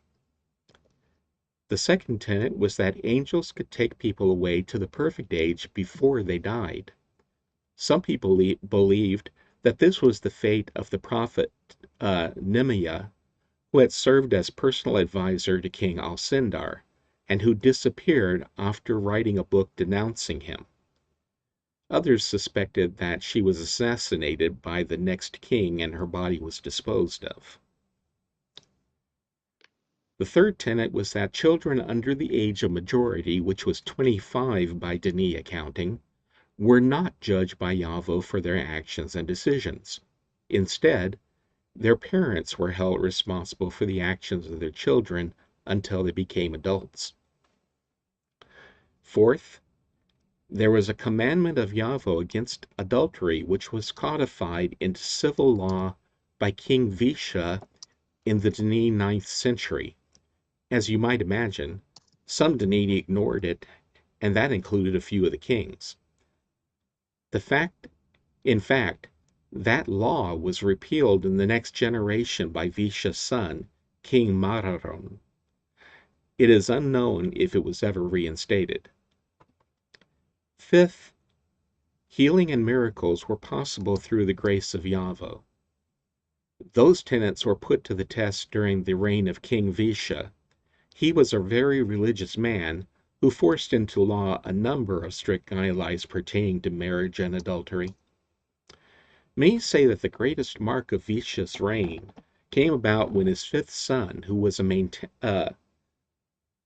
He, who was a maintainer, was 50 years old. He was nearly killed during what should have been a routine patrol of some mages. It was suspected that he accidentally inhaled toxic gases, and he ended up falling into a deep coma that the healers thought he would never awaken from. In response, Visha gave a powerful public speech, boldly announcing to the people that Yavo would heal his son and that he would awaken again. Despite opposition from the church, two prophetesses who advised him, and the Guild of Healers, Visha maintained his faith in the recovery for over 3 years until the impossible happened and his son finally woke up. Although many Denis disagree with Visha's religious fanaticism, it is said there was not a single Denis citizen who was not shocked by the awakening and forced to look again at their own faith in Yavo. The events were chronicled in a book called The Miracle, which was written by a man named Tishan in the Denis year 1072, 75 years after Visha's death. 6. The art and the skill was a gift from Yavo. This tenet expressly included the idea that the Denis were writing that when the Denis were writing books, they were creating links to worlds that already existed. That was one of the teachings of Renaref as well as the Temple of Yavo. There was an ongoing problem in Denis society that they inherited from the Rhone. There were almost always religious and secular groups and individuals who believed that when an age was written, the writer was creating the world that they linked to. That concept was heresy in the mainstream doctrine, and occasionally there were moves to suppress it, but the attempts were never entirely successful. 7. Marriage was considered an important part of religious life. All Denis citizens were expected to marry. It was believed that marriage was an important part of a relationship with Yavo, as it taught and revealed the necessary requirements for such a relationship. Both marriage and the relationship with Yavo were described by the same Denis word, tegan. Literally translated, the word means to love with the mind, and implied a deep understanding, respect, and most importantly, unselfish love for one another. The Denis believed that marriage strengthened one's relationship with Yavo by providing a more concrete foundation for understanding what it meant to love. The concept of tegan grew in importance as time passed, and some Denis came to believe that tegan with Yavo was all that was needed to go to the perfect age. According to them, following Yavo's commandments to the letter was unnecessary. This quote-unquote love is all doctrine would be roundly denounced by a prophet named Gish, beginning in the Denis year 5574. Little is known about Denis religious rituals and services, but what is known is that they had 3 religious holidays annually that were called the Feasts of the Maker. On the 10th of Linovu, which is March 27th, was the first Feast of the Maker. On the 20th of Libro, or June 21st, was the second feast. And on the 18th of Livofo, or November 11th, was the third feast. It's known that the Denis held funeral services, but very few Denis were buried in the caverns, since every inch of rock that was stable enough for building was important. Instead, after the funeral service, the bodies were linked to a burial age where they were laid to rest. The families did not go with them to witness the burial. The bodies were transported by members of the Guild of Burial Workers, who were responsible for all handling of the deceased. The only reference that is known about the funeral service is that it included a prayer to the soul of the deceased. The priest would say, "May Yavo receive your soul," and friends and family would reply, "May we meet again in the perfect age." Very little is known about the structure of Dini religious organizations. King Maerta has a notebook that mentions that the Temple of Yavo had priests and prophets staffing it, but there is no mention of other kinds of clergy or lay clergy.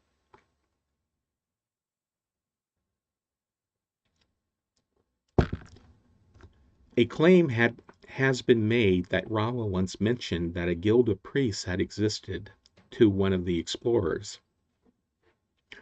As of the time of writing this, that is unconfirmed, but it would mean that there were apprentices, guildsmen, and master priests.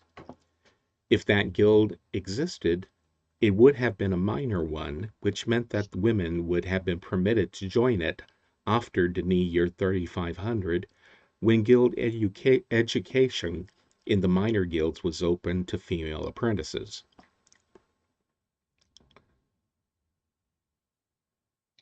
I do not know whether or not prophets had any guild associations. There are several examples of Dini prophets getting their start by simply standing on a street and preaching to the passers-by. Apparently, after enough people acknowledged it, they were granted the title by acclamation. The Dini word for a prophet was Mystanya, which meant speaker of Yavo. There were always multiple prophets in Dini at any given time, and some were even given official positions in the temples. The official prophets were always women, and male prophets usually got by preaching on the streets. Dini was a male-dominated society, and it was rare for women to hold positions of critical importance. However, religion was a notable exception to the rule, especially when it came to the prophets. Women were believed to be more in tune with Yavo's voice, and that made them ideal candidates for receiving divine prophecies and guidance. So the majority of the prophets were always women. When Shomat, the third king of Dini, went horribly wrong and was caught in his misdeeds in Dini year 400, a prophetess was appointed to be his personal advisor to straighten him out. That proved to be such a success that it was made into law that every king would have to employ a prophet as their chief advisor, although the king got the final say in who that would be. The majority of the personal religious advisors employed by the kings were women. The only exception was King Mercury, who had appointed a male prophet named Tavar into the position partway into his reign. A prophetess and king were supposed to keep their personal feelings out of their relationships so that they could be objective about one another and the Dini people, and romantic relationships between them were frowned on. However, as in the case of King Mararon, who was suspected of fooling around with several female prophets as well as his advisor, the rule was not always obeyed. Pregnant women were believed to be even more insightful, and as a result, an unofficial part of the pregnancy experience was for women to meditate and seek a revelation from Yavo about their child's future. The revelation was intended as a guide to the child's future talent and purpose, and was taken very seriously. It was believed that a woman's highest duty was the guidance of her children, and so the revelation was intended to give her a roadmap to follow. Prophets that were known to exist. The first one was Urpa. Urpa was a prophet who lived some time before the diaspora of the Rone people. He was a prolific author, and his prophecies and other writings were compiled into several books called Regeltavok, Regeltav Urpa, which means the writings of Urpa. Urpa was most noted for his prophecies about the coming of a great king who would lead the Rhone to unimagined levels of greatness and prosperity. His prophecies about the great king revolved around a monument called the King's Arch that was located somewhere on Gartene. When Denis was founded, Renref was a devotee of Urpa's prophecies, and the writing of Urpa was one of the principal religious books they brought with them. The writing of Urpa was so important that the copies brought from Gartene were stored in the temple of Yavo, which was called Regeltavokum, and which was completed in Denis year 63. Renref also had a golden throne made and set in the temple. It isn't mentioned in his notebook, but as a guess, the throne was probably intended for the great king to use and reserved for his coming, instead of being used by the reigning monarch.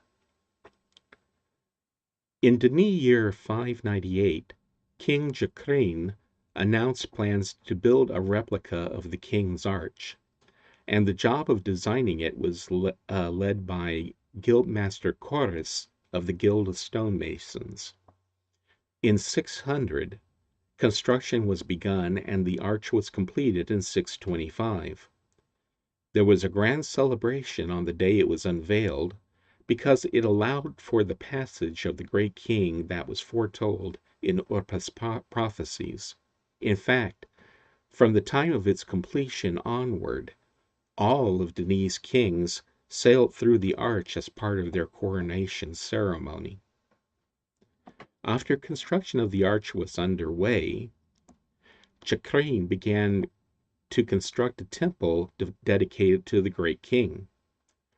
Specifications for such a building had been mentioned in the prophecies, and Jacqueline made sure that they were followed to the letter, even though there were complaints from the construction crews. Work on the new temple was finished in 643, and when the temple was ready, Jacqueline ordered the transfer of the golden throne from Regeltavokum to it. Yesha borrowed passages from the writing of Urpa and left them in a notebook on the right-hand shelves of Relto. She associated the passages to the 4 books she left in Relto for the Path of the Hand. Here are the known passages from the books. Book 2, Entry 1071, Item 54. When all is taken from one, the only hope that remains is what is given by another. Through this giving, both are redeemed. From Book 9, Entry 221, Item 29. The truth of a man is found in the darkness beneath the surface. Some light might reveal only what some men want to be seen. Also from Book 9, Entry 221, is Item 77. The only way a man the only way a man is when he is hidden is how he is. A shallow glimpse can deceive. Look deep, ponder, and recognize all that is hidden. From Book 12, Entry 32, Item 134. The laws contrived by the proud are their security and their undoing. Such laws make disobedience a virtue and obedience a sin. And finally, there's an unidentified entry from King Alcindar's notebook. Only the stone, while they pass beneath, listens to his cries and comforts her fear. Only the arch welcomes the grain of the Great One who guides us. The next prophet to mention is Nehemiah. Nehemiah was the advisor appointed to King Alcindar when he was coronated in Denis year 1352. which was at the height of the Pinto War. Although Nemia respected Alcindor, the same could not be said about his opinion of her.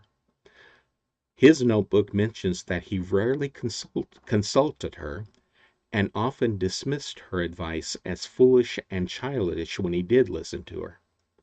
As a result, Nemia was rarely seen with him, and was relegated to making appearances at ceremony and other type of public activities. Alcindor apparently took on the role of being his own prophet, and even wrote several books of prophecy over the course of his reign. Perhaps motivated by his treatment of her and his admission of guilt in creating the Pinto Plague years later, Nemia was most noted for publishing a book in 1520 called the Book of Nemia, which she wrote after his death. At the time, the people of Denis had mostly accepted the idea that Alcindor was the great king who had been foretold by Urpa. In her book, she denounced Alcindor and called him both a fraud and a liar. While initially unpopular, it gained traction as more and more of the Denis became disillusioned with Alcindor. Nemia's fate is unknown. She simply vanished in 1527. Some claim that she was assassinated by Alcindor's successor, Solath, while others claim she was taken away by angels. Regardless, her book may have damaged Alcindor's reputation and made people question whether or not he'd been the great king. But it didn't convince the society as a whole, and the idea he'd been the man foretold by Urpa remained in the hearts and minds of the Denis long after he and she were both gone. It was a popular topic of sermons, both for and against, among generations of prophets right up until the fall of Denis. Nemia's status as a figurehead advisor was not the first time and would not be the last that a king took on a prophet they refused to listen to. It would happen time and time again throughout Denis history. The next prophet is named Alashe. Not much is mentioned about Alashe, who may have been the personal advisor of King Muerta. She is most noted for having kept a journal of his reign. The only quote from her journal that's currently known was, quote unquote, Muerta himself had no time to rule Denis. He was much too busy, too focused on satisfying the women who ruled him. The next prophet is Tavar. Tavar was a supporter of Alcindor as the great king, and the original teachings of Renref. He rose to prominence in the Denis year 3077 during the reign of King Rakuri. When Tavar began preaching, alternative religious cults and sects were at the highest point of their influence in Denis history. There were literally more Denis adherents in the cults than there were following the teachings of the mainstream temples. Tavar began his career by denouncing all of the religious sects and cults of his time and encouraging participation in the official temple of Yavo and belief in its commandments. When King Rakuri first got news of Tavar, he didn't like what he heard about the man and spoke against him. That changed when Rakuri went to hear one of Tavar's sermons in person and got into a debate with him. What Tavar had said made Rakuri question himself and his beliefs, and in 3081, Rakuri appointed him to the role of his personal advisor and prophet. The two got along famously after that. Tavar was so convincing as a preacher that he was able to convert almost all of Denis back to the Temple of Yavo within just 23 years of beginning his ministry. A census taken 600 years earlier had recorded 2,500 religious sects. By 3100, there were only 47 still in existence, and just 10 of those sects had more than 500 members. When he died, Rakuri decreed 5 days of national mourning, and except for the members of a few cults that opposed him, the majority of Denis participated in those days of mourning. Shama was King Rakuri's advisor before the appointment of Tavar. When he chose for Tavar to be his new advisor, no one argued against it. Shama herself was said to be thrilled that Tavar's secret wisdom was being sought by the king. The next prophetess was Halesi, who was the personal advisor of King Tajar. She wrote a book about him titled The Lost Son in Denis year 3422. The book was an expose of a reign devoted to personal gain and enrichment, and how Tajara was such a masterful con artist that even after his death, those that saw through his lies were few and far between. Athsheba was the personal advisor of King Tiamo, son of Tajar. Athsheba kept a private journal of her observations of Tiamo's court, which was dominated by his wife, Shama. While Tiamo was lazy, pleasure-seeking, and ineffective, Queen Shama was not, and was effectively the ruler of Denis during his reign. In that time, laws were enacted that allowed women to seek higher education and become members of the minor guilds. It isn't said whether or not she pressed for the laws, although she did publicly speak against women being permitted to join the major guilds. Nor is it said whether or not Athsheba ever gave advice to Shama.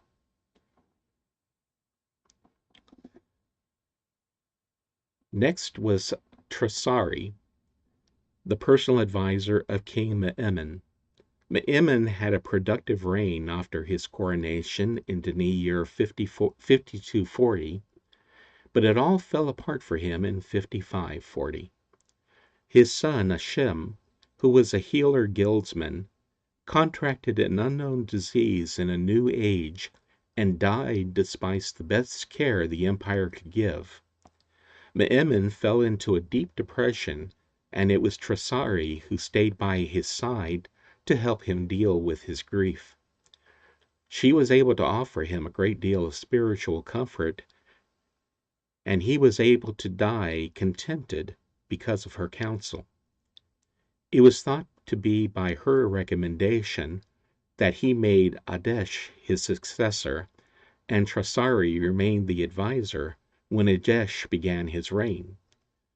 However, the wisdom of her years with Me'emen may have deserted her, because it's thought by some that she may have been behind the poor decisions he made when trying to deal with a prophet named Gish.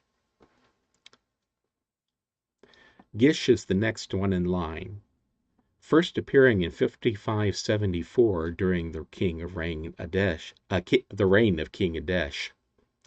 Gish was a hardline prophet who insisted on preaching about the commandments of Yavos and nothing else.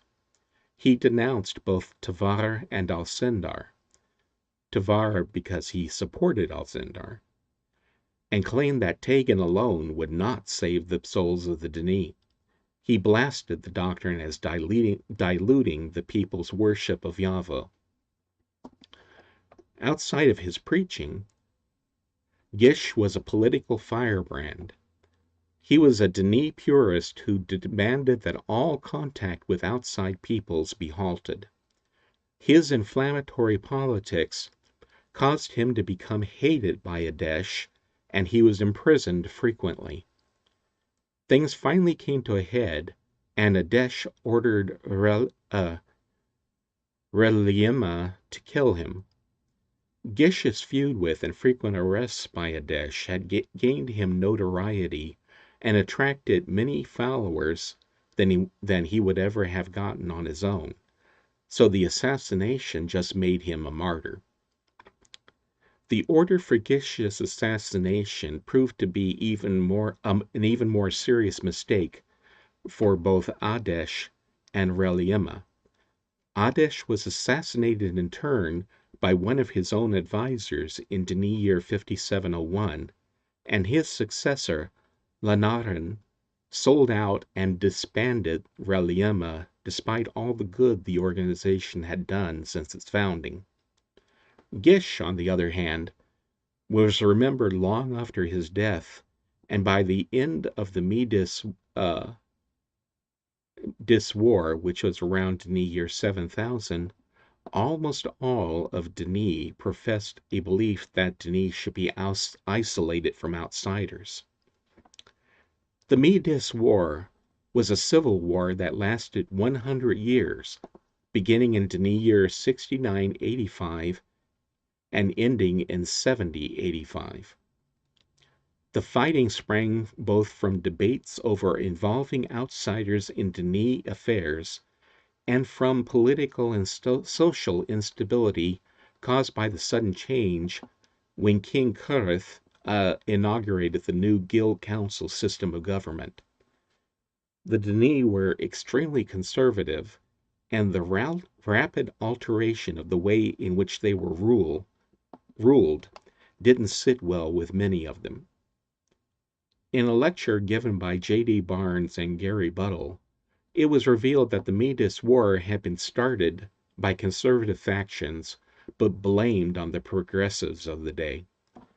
The dominant cult at that time was comprised of the followers of Gish, and by the end of the war, the beliefs of Gish were codified into law by the government. All other beliefs, including the original faith of Reneref, were declared heresy. While other cults still existed, they were fewer numbered and were forced to hide to avoid legal prosecution. The final prophet we're going to talk about is the Watcher, who was supposedly born mid-link while his mother escaped an explosion in the age of Trasis in Denis year 4334. He wrote that he was struck blind in the age of Windring after witnessing a star named Cess blow up into a supernova, although he regained his sight many years later. Okay, that's a correction of some of the things I said earlier. I thought he was struck blind in the tunnel, but he wasn't. He was rumored to be able to see beyond time and view the past, present, and future. His book of prophecy called Words was written in Denis year 4500. The book spoke cryptically of the destruction and rebuilding of Denis and the signs that would foretell its coming. His work was most noted for its prophecy foretelling the coming of the Grower, a person who was supposed to take Denis, remove all the parts that it had become bad, and cause the empire to be regrown as a fresh and new society that would be as Yahweh wished it to be. His account of how he wrote words is unique. According to the Watcher, after he regained his sight, Yahweh spoke to him and gave him the sentences he was to write in a manner that was meant to prevent him from knowing what he was recording. In his notes, he says that what Yahweh told him was, "Behold, you have watched for me, and now I will bless you. Today I have given you your sight, and tomorrow you will prosper. I will give you wisdom, but I will keep you from pride. The wisdom I give you will not understand, for it is for those to come. Be humble and write the wisdom that I will show you." And so on the first day the Maker gave me 5 lines of wisdom, and I wrote the first 5 lines in 5 sections, one in each section. And so on the second day the Maker gave me 5 more lines of wisdom, and these lines became the second lines in each of the 5 sections. For 125 days the Maker gave me 5 lines of wisdom on each day, and they were added to the sections, and then I rested. And this is how these words of the Maker were given to me. But I know not whether they are signs of things that have been, signs that or signs that of things that will be. And these lines I have written so that those who come after me will know the wisdom of the Maker. The Watcher was reported to have died in 4606 of the Denis calendar, although a few Denis claim to have seen and even talked with him after his supposed death.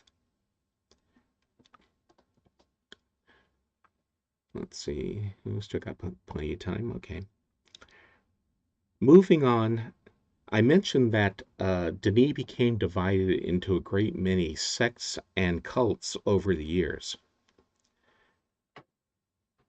At various points in Denis history, the Denis turned away from or downplayed the worship of Yahweh and the teachings of the official church, and looked instead to the nature or elements to provide answers and guidance. Even within the mainstream, there were sects that emphasized one or another of the official doctrines. In the Denis year 2500 is often credited as the height of religious confusion in Denis. A census taken at the time recorded 2,500 registered cults operating in Denis. Part of the appeal of these cults were that many of them claimed to have healing powers through a variety of different means. Some said that they received the powers from nature, some said from special leaders, or some said directly from Yahweh himself. These are a few of the more famous ones. The Tree was a cult that believed that ancient descriptive books held special spiritual powers. Jolatha, who was King Soloth's wife and King Meerta's mother, was a devout member of the Tree. She actively tried to discredit the Church of Yahweh and King Rinaref's teaching, and she sought to encourage the growth of various cults. She was also a fan of the Book of Nehemiah and considered Alcindar a foolish fraud. Jolatha was the power behind the throne during the reign of her son Meerta, and had him make decrees and to authorize actions she thought would benefit her cult. One such move was to have him declare that the Denis zero meridian was inaccurate and propose a new one. It wasn't seriously expected to work, but the idea was to muddy the water politically. Meerta would then propose a new temple of the Tree on his proposed zero meridian line, which would compete with which he completed in. The temple was completed in Denis year 1843. He also sanctioned new temples for 2 other cults on that same line.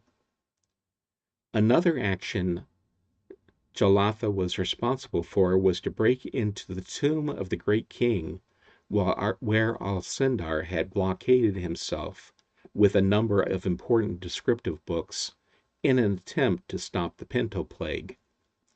She did so partly because she wanted to discredit him, but partly because her cult believed that the books he was entombed with would have especially great importance and power. So she had the tomb unsealed and entered it herself.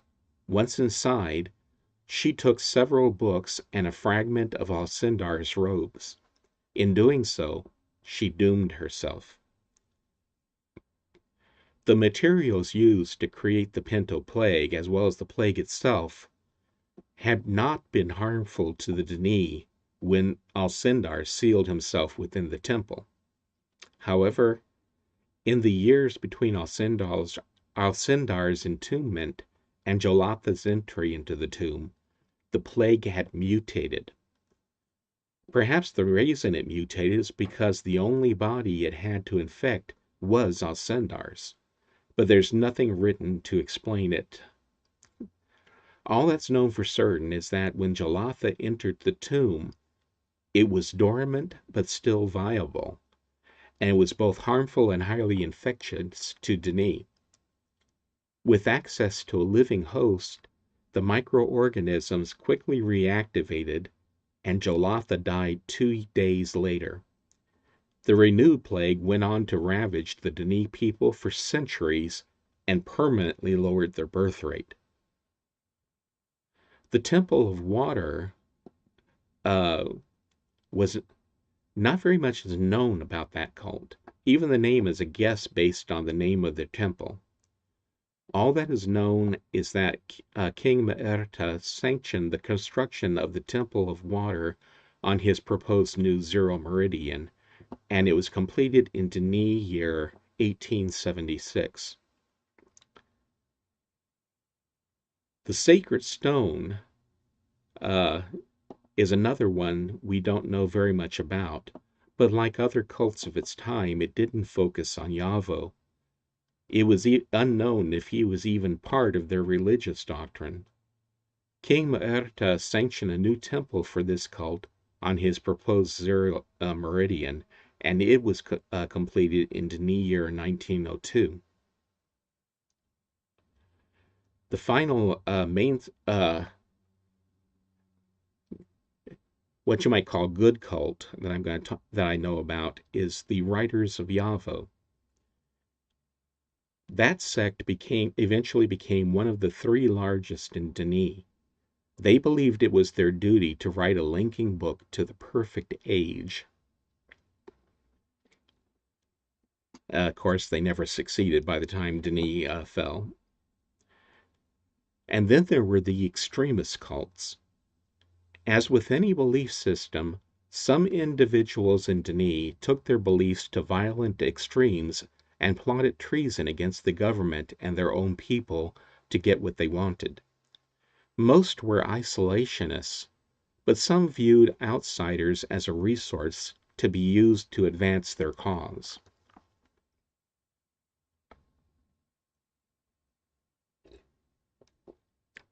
One of the worst were Regolanti Yavo, or the judges of Yavo.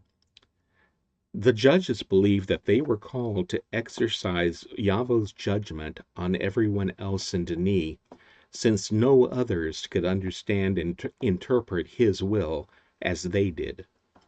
They decided that the only way they could make Denis into a society that would please Yavo was to subjugate it and rule over it with an iron fist. In Denis year 1320, during the reign of King Corin, a writer guildsman who was a member of the cult wrote an age called Pinto, specifically to find a warlike outside culture that the judges could use as mercenaries. That was successful, and the judges launched a war on their fellow Denis that lasted for decades and only ended when Alcindar took the throne and convinced one of the 2 brothers who were leading the Pinto warriors to turn on the judges. Another cult was called Blood of Yavo. That cult was noted for terrorism in the pursuit of isolationism, and not even the royal family was safe from them. The faction was responsible for the death of King Yablashan's son, and are one of only 2 organizations believed to have been, are one of 2 organizations believed to have been responsible for the kidnapping of King Ishak's wife and the assassination of King Loshamanesh. In Denis year 4103, King Ishak and his wife had been touring a food facility run by natives in the age of Yemis. His party was ambushed and his wife was kidnapped. Supposedly, the group responsible were Yemis natives who were demanding ages that they could rule, But after Aureliema tracked down the group and rescued the queen, they discovered that the whole plot was orchestrated by the cult as a way of quote-unquote proving that contact with outsiders was dangerous and they were barbaric. The plot backfired when the Denis public found out that fellow Denis were behind it, and it generated sympathy for outside cultures. In Denis year 4438, King Loshamanesh, the son of Ishek, was assassinated by the cult. While he'd been a proponent of restricted trade and contact with outsiders, he often said it was Denis who were a bad influence on them and that they needed to be protected from Denis exploitation. Whether it was revenge on his parents or anger about his own policies, the Blood of Yavo members decided to kill him. In Denis year 4784, an assassination attempt was carried out against King Demath, which was foiled by two members of Aureliema, who died shielding the king. The perpetrators were captured and sent to a death age 2 years later. Blood of Yavo's leader, a man named Goshen, blamed the whole affair on contact with the people of other ages and said in a public speech, quote unquote, Denis is killing itself for the sake of the outsiders. In 4865, during the reign of King Yablashan, a leader of the cult was arrested. Members of the cult kidnapped the king's oldest son and sent a ransom letter saying they would kill him if their leader wasn't freed. Yablashan ordered Aureliema to find his son, but they were unable to. It was discovered later that a key member of Aureliema had joined the Blood of Yavo and was aiding them. Yablashan gave in to the cult's demands and released the prisoner they'd asked for. The body of his son appeared on the steps of the palace a few days later. The DRC notebooks do not mention what became of the cult in the end. Another cult was Light of Denis. Light of Denis was another of the two organizations suspected of being responsible for the kidnapping of King Ishek's wife, although Aureliema's records place the blame squarely on Blood of Yavo. And finally, there was One Denis.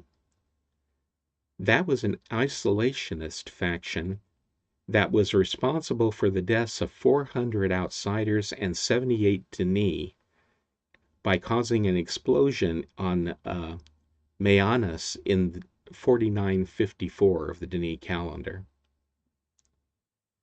And that's pretty much it for the cults that I know about. Known religious buildings. Important Denis buildings, both religious and secular, were constructed along or near Denis' zero meridian line. By law, they could only be placed on the line by decree of the reigning king. Several of the structures were built along an alternative Great Zero line proposed by King Maerta. The Temple of Yavo, Regeltavokum, was the official temple of the official church of Yavo, commissioned by Renref himself and completed in 63 DE. It was heavily renovated in Denis year 3112 by King Recurry using the then new handheld rock extruder technology to make it more durable. The interior was decorated with many paintings by some of the greatest artists in Denis history. During a period after the final curing of the Pinto plague, called the Denis Renaissance, the era's most famous painter was a man named Fali, who lived from 2840 to 3123. He accepted a commission from King Recurry to decorate the interior of the newly renovated temple, and finished the last of the paintings in Denis year 3122. They were the last paintings he would ever produce because he died the next year. Fali is the artist who painted the portrait of Alcindar, which is found in the museum of Agra Island. King Khedri took the throne in Dini year 3654, and when he died, he was one of Dini's most beloved kings. That was in 3903. Among many public works he undertook, one was an expansion of the Yavo's temple. The notebook doesn't say precisely what he had done, but what is written implies that it was an expansion to provide areas where the poor were permitted. Before then, visiting seems to have been a privilege of the rich. The temple was constructed to be a place of worship, but was also the home of the original Dini copy of the writings of Orpa. Because of that, it was also designed with features intended to remind visitors of the prophesied great king whom they believed would come to them. Next was the Temple of the Great King. The Temple of the Great King was built during the reign of King Jakrin to the precise dimensions required by the prophecies of the Great King in the writings of Orpa, and was completed in Dini year 643. It's located atop the bluff at the end of Agra Island's Great Stairs. King Alcindar ended his reign by entombing himself in that temple, along with any books that had any contact with the Pinto plague that he had unleashed. This structure was renamed the Tomb of the Great King in 1502, and was later buried by government-sanctioned construction by the orders of Kings Nagin and Kurith. The Guildhall on Agra Island was built over it, so now that nowadays none of the temple can be seen. The Temple of the Tree, the Temple of Water, and the Temple of the Sacred Stone were constructed during the reign of King Mu'urta and were built along his proposed alternate Great Zero line. Now, something that we don't normally think of as religious are the private rooms that are located in the residential neighborhoods. Those rooms are located, each of the chambers in those rooms faces a floating sculpture which is thought to be a representation of a seed from the great tree of possibilities.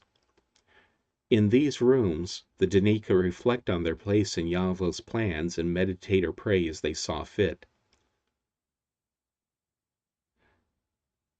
My own joke about those rooms is that since the chambers have shelves that are about the right height to be a desk, and since they are right next to the classrooms, they would have also been a great place for Dini kids to do their homework. And 5 minutes, we should be able to fit this in. Okay, we're going to end up with a telling of the Rone creation story. From nothing, Yavo created a seed. Amidst nothing, the seed lived and grew until a single root emerged from it. The light of Yavo shone on the seed, causing it to grow, but only slightly. Yavo was unhappy with what he saw, and so he waited.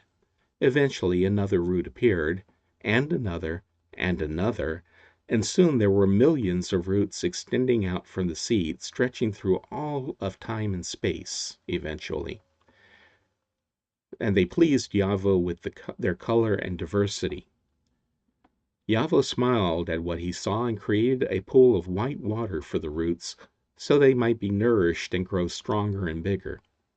He created black soil for the roots that they might be fed by its nutrients and fill the darkness further with their shapes.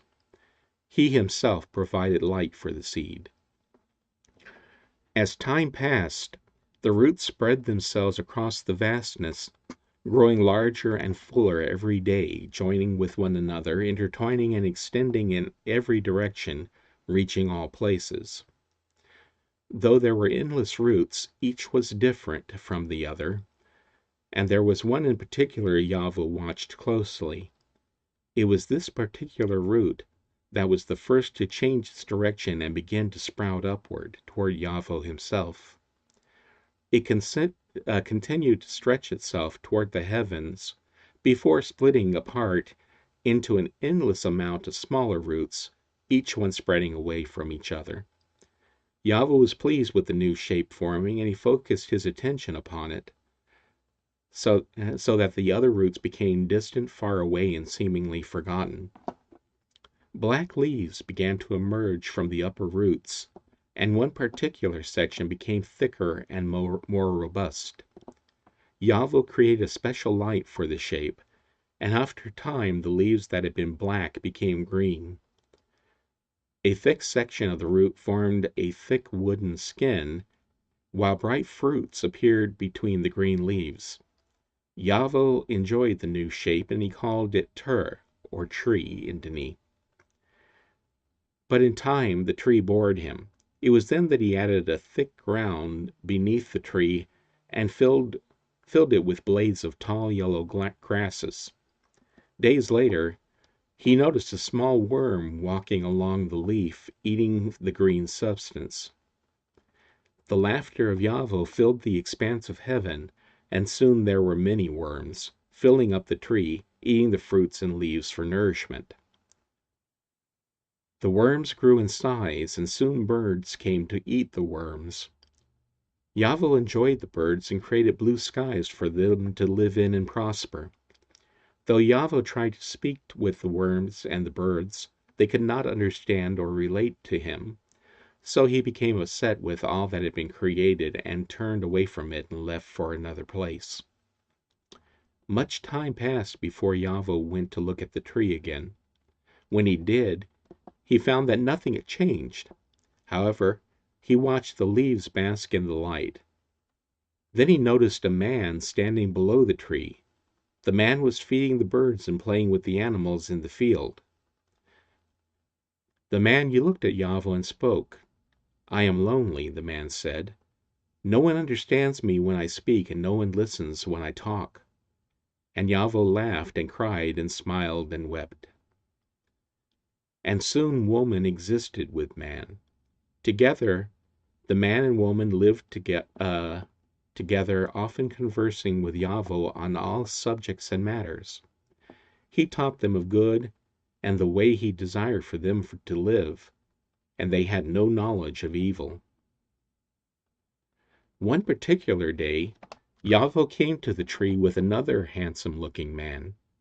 The man was called Jakuth by Yavo, and wished for the man and the woman, and Yavo wished for the man and woman to talk with Jakuth for a while, so they could understand his wishes for them.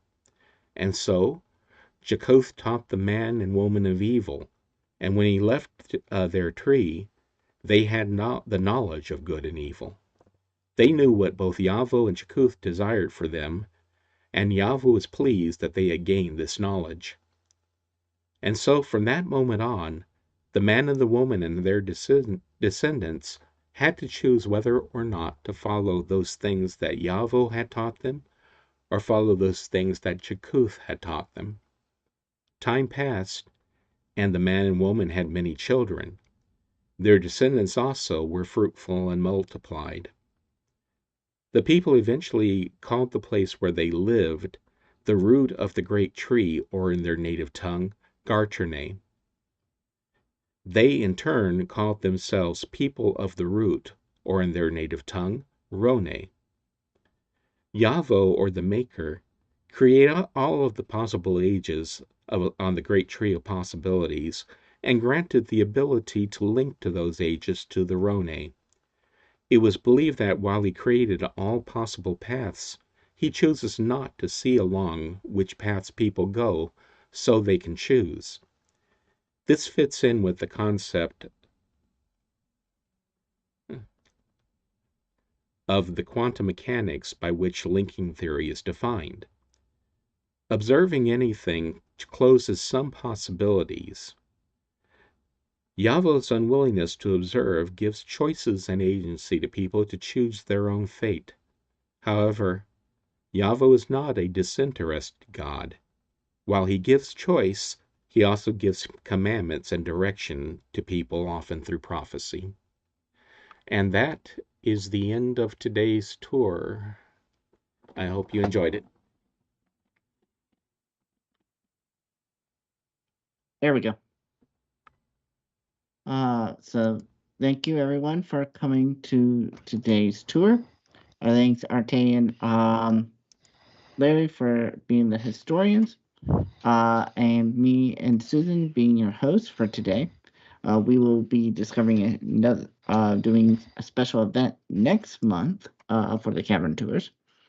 In the meantime, don't forget to give to the CavCon to help us keep making these events for you. And there's some upcoming events coming up for you all as well.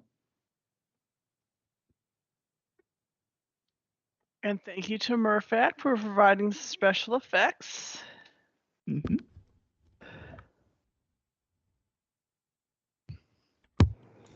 See, if you check the stream window, I should have the today's event calendar up. Yep, I see it. We've got. Oh, Arte, do you want to tell us about your story nights? Absolutely. Tonight, 2 weeks ago, at the last story night, we finished up the novel Book of Denis. And tonight we start with the Game of Exile. Ooh. And it starts in about an hour, 1400 Ooh. key time. In Sonos Hood, right? TSAHNO. Correct. In fact, that's my announcement. There you go.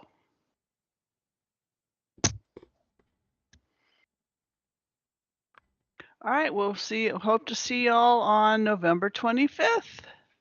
Take care, guys. Bye-bye. See ya. Okay, and that is it for today, so I will stop streaming.